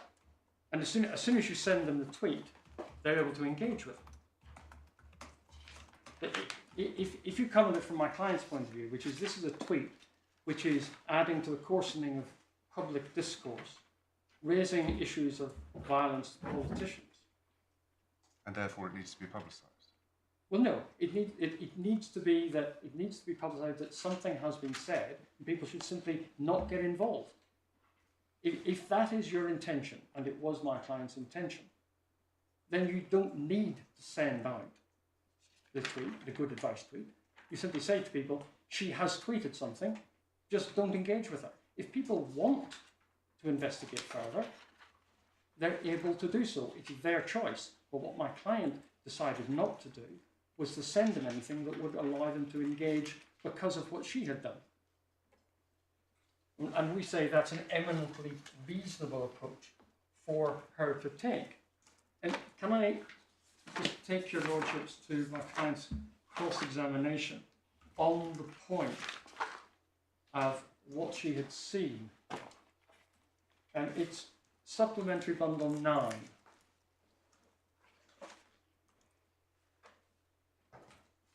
And it's page 29 of the transcript.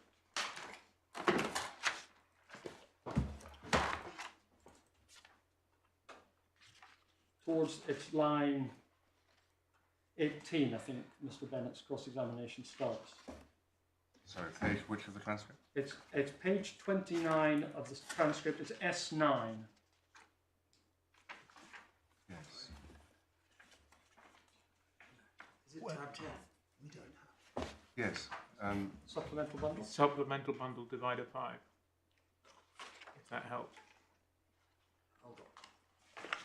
He said this is the passage. I didn't see any tweets which said anything about this is a comment on. Yes, yeah, exactly. That's what my client's evidence was about what she saw when she was looking at Twitter. Yes. That's why I said what I said at the start. Well, because I had read this. Well, indeed, that's why I'm taking your lordship to it. On the Yes, basis that my lord has pointed out that there could have been another question from Mr. Bennett. Yes, and there along was. the lines of this. Well, hang on, this is what you said in your witness statement, but that's not. Well, the witness statement doesn't say, and I saw other people doing it. The witness statement is not inconsistent with what she said under cross-examination. Well, the question wasn't asked, and the final fact wasn't made. Paragraph 29. Which line are you looking at? It starts at line 18 on page 29. That's where the topic begins, and then it goes up to the top of page 30. Yeah, I looked at the good advice tweets, and you were also looking at the comments underneath, were you not? Yes, I believe I did look through the comments. Yeah, and then if you launch absolutely. Now we also have the evidence of what those comments were. Well, we have evidence about we have the extracts in the judgment of some of the comments. But if your lordship just follows, I appreciate that. But if you and I appreciate you stopping there, and she's recollecting a period after the event. Yes. But if she looked through the comments, and that's what she said in her witness statement, then she must have seen the two interpretations. Well, she may not remember it after the event. That's a completely different matter. Well, your lordship sees at the top of page 30. Exactly. She says in terms she didn't see any tweets which said it was hypocrisy, double standards or anything like that. So that's her clear and unchallenged evidence. Indeed. But my lord's point is, all that shows is that she doesn't remember it. Given that we know that the comments were in fact there, and she acknowledges she did look through them, how could she not in fact have known? Well, my lord, it's a little difficult to deal with that point when the evidence, when Mr Bennett didn't ask the question. My client's evidence is there. It's not been challenged. It's not been put to her. Well, you must have seen them because of these comments. It's just not done. So we're back to the point which I was exploring with you earlier. I think assume that the factual position or the findings are that she didn't in fact know. A question is whether it was reasonable for her to proceed as she did without taking account of the alternative and, as the judge found, obvious meaning. And your answer is it was an editorial discretion or an editorial judgment not to do that by giving the actual text of the tweet. And if the question had been, was it a reasonable approach to say it was in the public interest to do it without in any other way alluding to the ambiguity of the tweet, you'd say, what? There's no need to allude to the ambiguity of the tweet at all.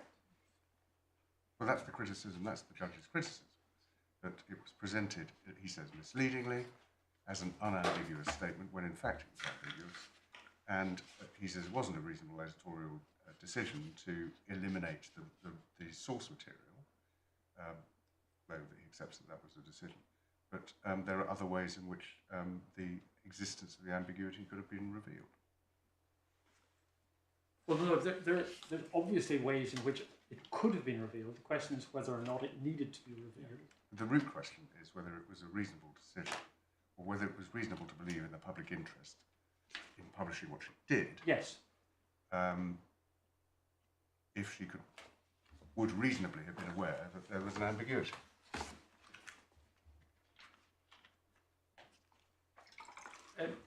Sorry, would your lordship...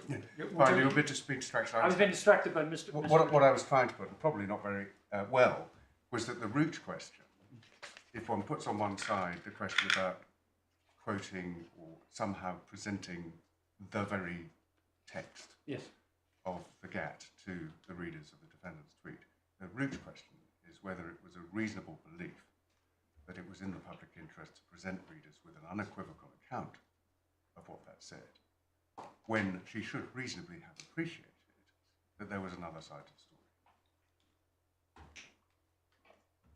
Yes, I can see how your lordship reached that formulation. One point that I need to raise with your lordship is this: the discussion today and the judgment under appeal focuses almost exclusively on the issue of the misrepresentation. The decision has to be based on all the circumstances of the case, and the vast majority of the matters which are pleaded within the defence in relation to the reasonableness of my client's belief were, well, it's hard to find any dispute at the trial as to those matters. And there's no recognition of those matters in the judgment.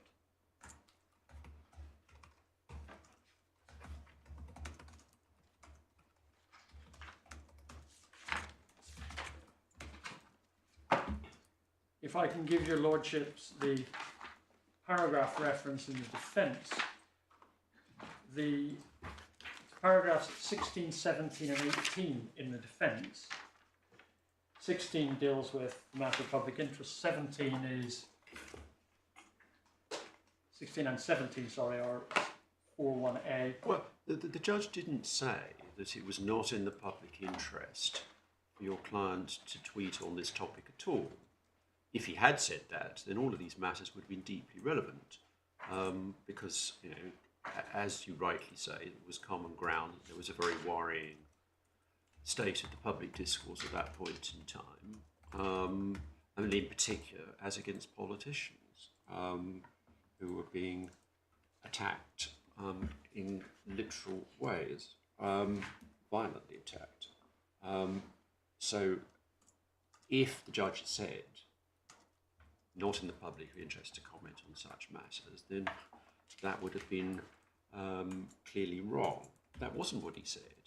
What he said was not that it was not in the public interest to comment on the general topic, but the specific tenor was not in the public interest. Well, but no, that's the submission that I make is that when considering whether or not my client's belief was reasonable, all the circumstances of the case need to be taken into account. Your Lordship was right. If the judge had said, well, this wasn't a matter of public interest, that would have been extremely surprising, and he didn't. On the contrary, as you pointed out, he found in your favour that the topic was a matter of public interest. Indeed, but that also comes back in when one considers whether or not my client's belief was reasonable.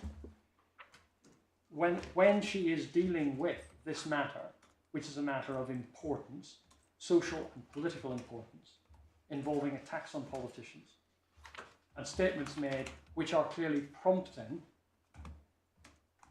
unwelcome responses, shame it wasn't a brick, shame it wasn't a bullet, shame it wasn't a bus, that sort of thing.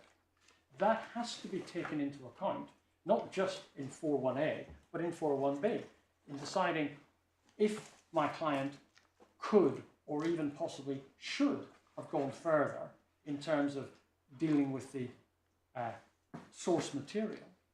The court still has to consider whether or not any deficit there is on that aspect justifies the loss of the sexual offence in the light of the other matters. Again, the judge didn't just find that it was a matter of public interest. He also accepted that your client believed that publishing the statement complained of was in the public interest. So he was with you that far. But again, The only point that he didn't accept was the reasonableness of that belief. yes, I know, my Lord, but with respect, that doesn't address the point that when deciding whether or not my client's belief that it was in the public interest to publish her tweet was reasonable, all the circumstances of the case need to be considered in deciding whether or not her decision was reasonable. And what the judge has, we say, effectively done is elevate the misrepresentation point to being close to a trump card. And that, we say, misstates the correct test and brings the judge to the wrong conclusion, because the judge needs to consider whether or not, even though there has been on his finding a misrepresentation, whether or not, in the light of all of the other matters my client pleaded and evidenced, her belief overall was still reasonable. Because, for example, the matter upon which she was tweeting was a matter which greatly concerned her because it related to the provocation of violence, as she saw it, against politicians.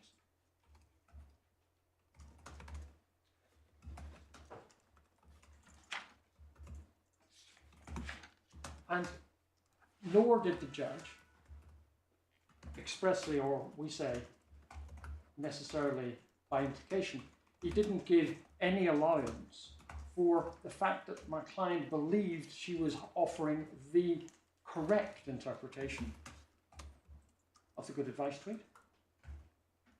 Your Lordships will be familiar with the latitude allowed by the Bonnick test in terms of the meaning of what is being tweeted. But in terms of commenting or making statements about what somebody else has said and the quality of these statements one is making, there has to be an allowance made for the fact that my client, unlike the judge, was not determining issues of fact or opinion statements and ambiguity, looking back with hindsight, but was doing it in real time, where a heated situation was not getting any better. And she was making her own intervention, albeit imperfect. But when one asks, was it reasonable for her to believe that what she was doing in the public interest, one has to look at all of the facts. not just whether or not there was a misrepresentation. And one has to recognise that in large measure, the situation was brought about by the nature of the good advice tweet.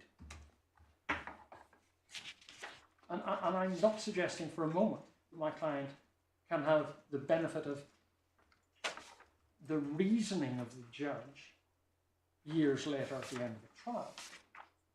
But the situation that she was dealing with and believed she was dealing with has been caused by the good advice tweet, whether mischievous, provocative, or possibly even incendiary, being published, and then there being no further engagement from the author.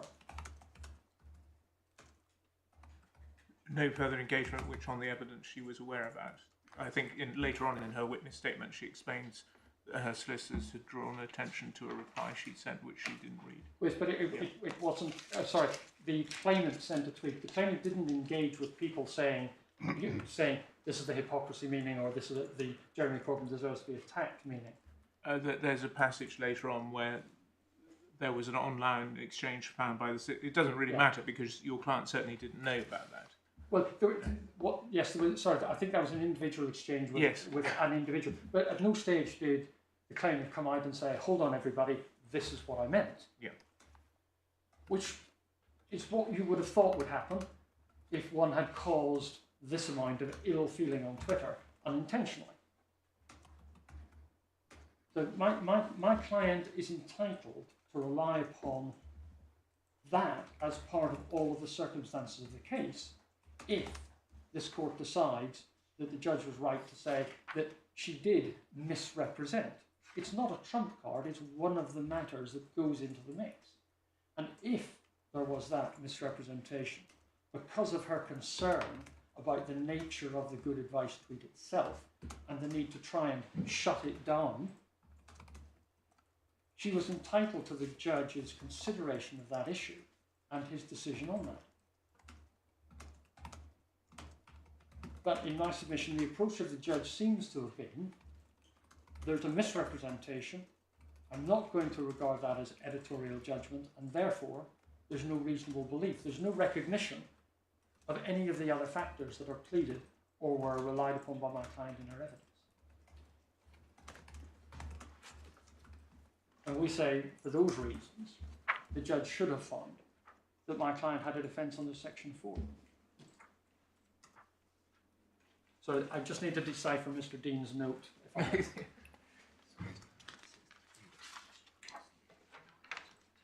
okay.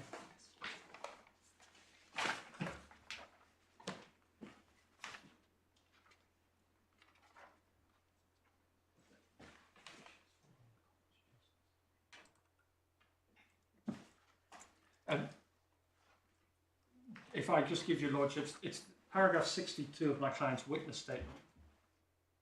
And where on S41, where she deals with having woken up the next morning, she says it was clear to me what the claimant's tweet meant. Given that she described my description as an appalling distortion, I was interested to learn. Couldn't see any benign interpretation if there was one, but if she wanted to clarify. Once again, I received no response from the claimant. So this is a paragraph which? It's paragraph 62 on supplemental 41, which should be PDF 41, hopefully.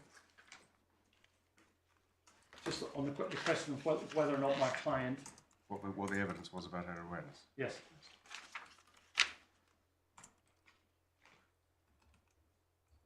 Of course... I mean, the passage we looked at earlier, for another reason, the judge appeared to be proceeding on the basis, at least hypothetically, that she was not aware. Yes. This was in paragraph...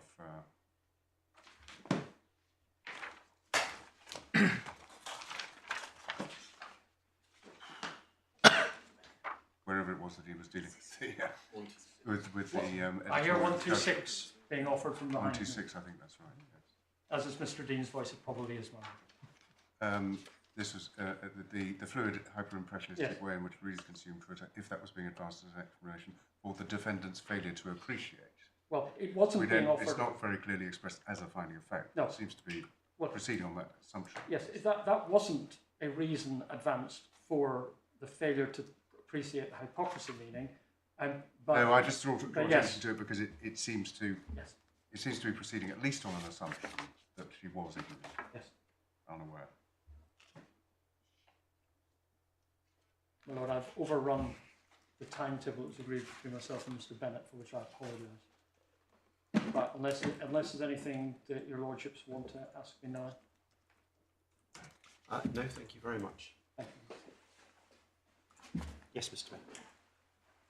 My lords, the crux of this appeal in regard to all three defences depend on what we identify, what we characterise as the unbridgeable gulf between the good advice tweet and the way that tweet was described in the defendant's tweet, the tweet complained of. Whether one takes the judge's analysis, which depends on ambiguity, or whether one takes the respondent's alternative ground, that in fact one doesn't even need to go down the ambiguity route, because it's very simple. One holds the good advice tweet in one hand, the defendant's tweet in the other, and can see immediately there's barely any connection, if at all, between the two. What do you say about the tweets which, on your analysis, plainly misinterpreted the good advice tweet on a contemporaneous basis? Well, they are reactions. They're not interpretations. And the important point to note is when the judge refers to them, he might refer to them as an obvious meaning, taking the premise that the good advice tweet is a Cryptic. ambiguous, one of the key words of the appeal. But the crucial point to note is the judge never says that other ambiguous meaning is a reasonable meaning. And reasonable meanings are what count. He never conducted that analysis. So there's been no finding to that effect. What this court has to do is analyse things on an objective basis. And on an objective basis, it's this court's responsibility to decide how a reasonable person would resolve the meaning of the good advice tweet. It cannot be farmed out to random reactions to the good advice tweet underneath that tweet. And one particularly needs to look at the facts of this. That principle applies regardless of the facts. On the facts of this case, it's agreed evidence that the good advice tweet received what are known as 1.5 million impressions on Twitter. An impression is when a tweet appears on a reader's timeline. Now, if one's conservative, that means several 100,000 people properly read the good advice tweet. In those circumstances, we would say it would be foolish and unreliable to look at random reactions who may well have been political adversaries or saw themselves as political adversaries to Miss Riley, particularly because, as the judge found, as accepted really under public interest defence, the context of this was the background was the criticism Miss Riley was making of the Labour Party and its handling of the anti-Semitism crisis. So one's got to be cautious there, and again, the only reliable way of proceeding is to look at the reasonable meanings available.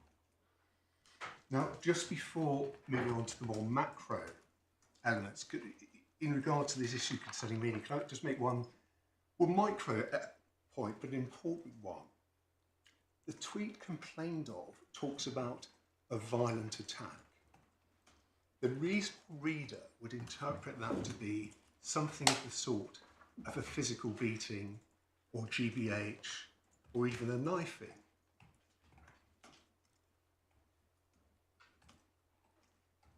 Now, we as lawyers, of course, might read that and say, well, of course, an assault could be the merest touching.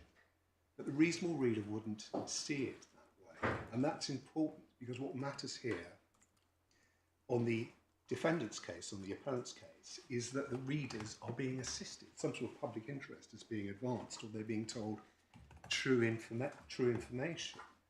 Again, and this turns back to Mr Justice Nicklin's fundamental criticism of the defendant's behaviour, by not only stripping out the ambiguity, but stripping out the fact that, if you recall, Owen Jones's original tweet, which Miss Riley retweeted, referred to the throwing of an egg. Not hitting anyone or anything like that, certainly not a violent assault. Now, throwing eggs at politicians is wrong, but it's of a palpably different order than what is suggested by the use of the words violent attack.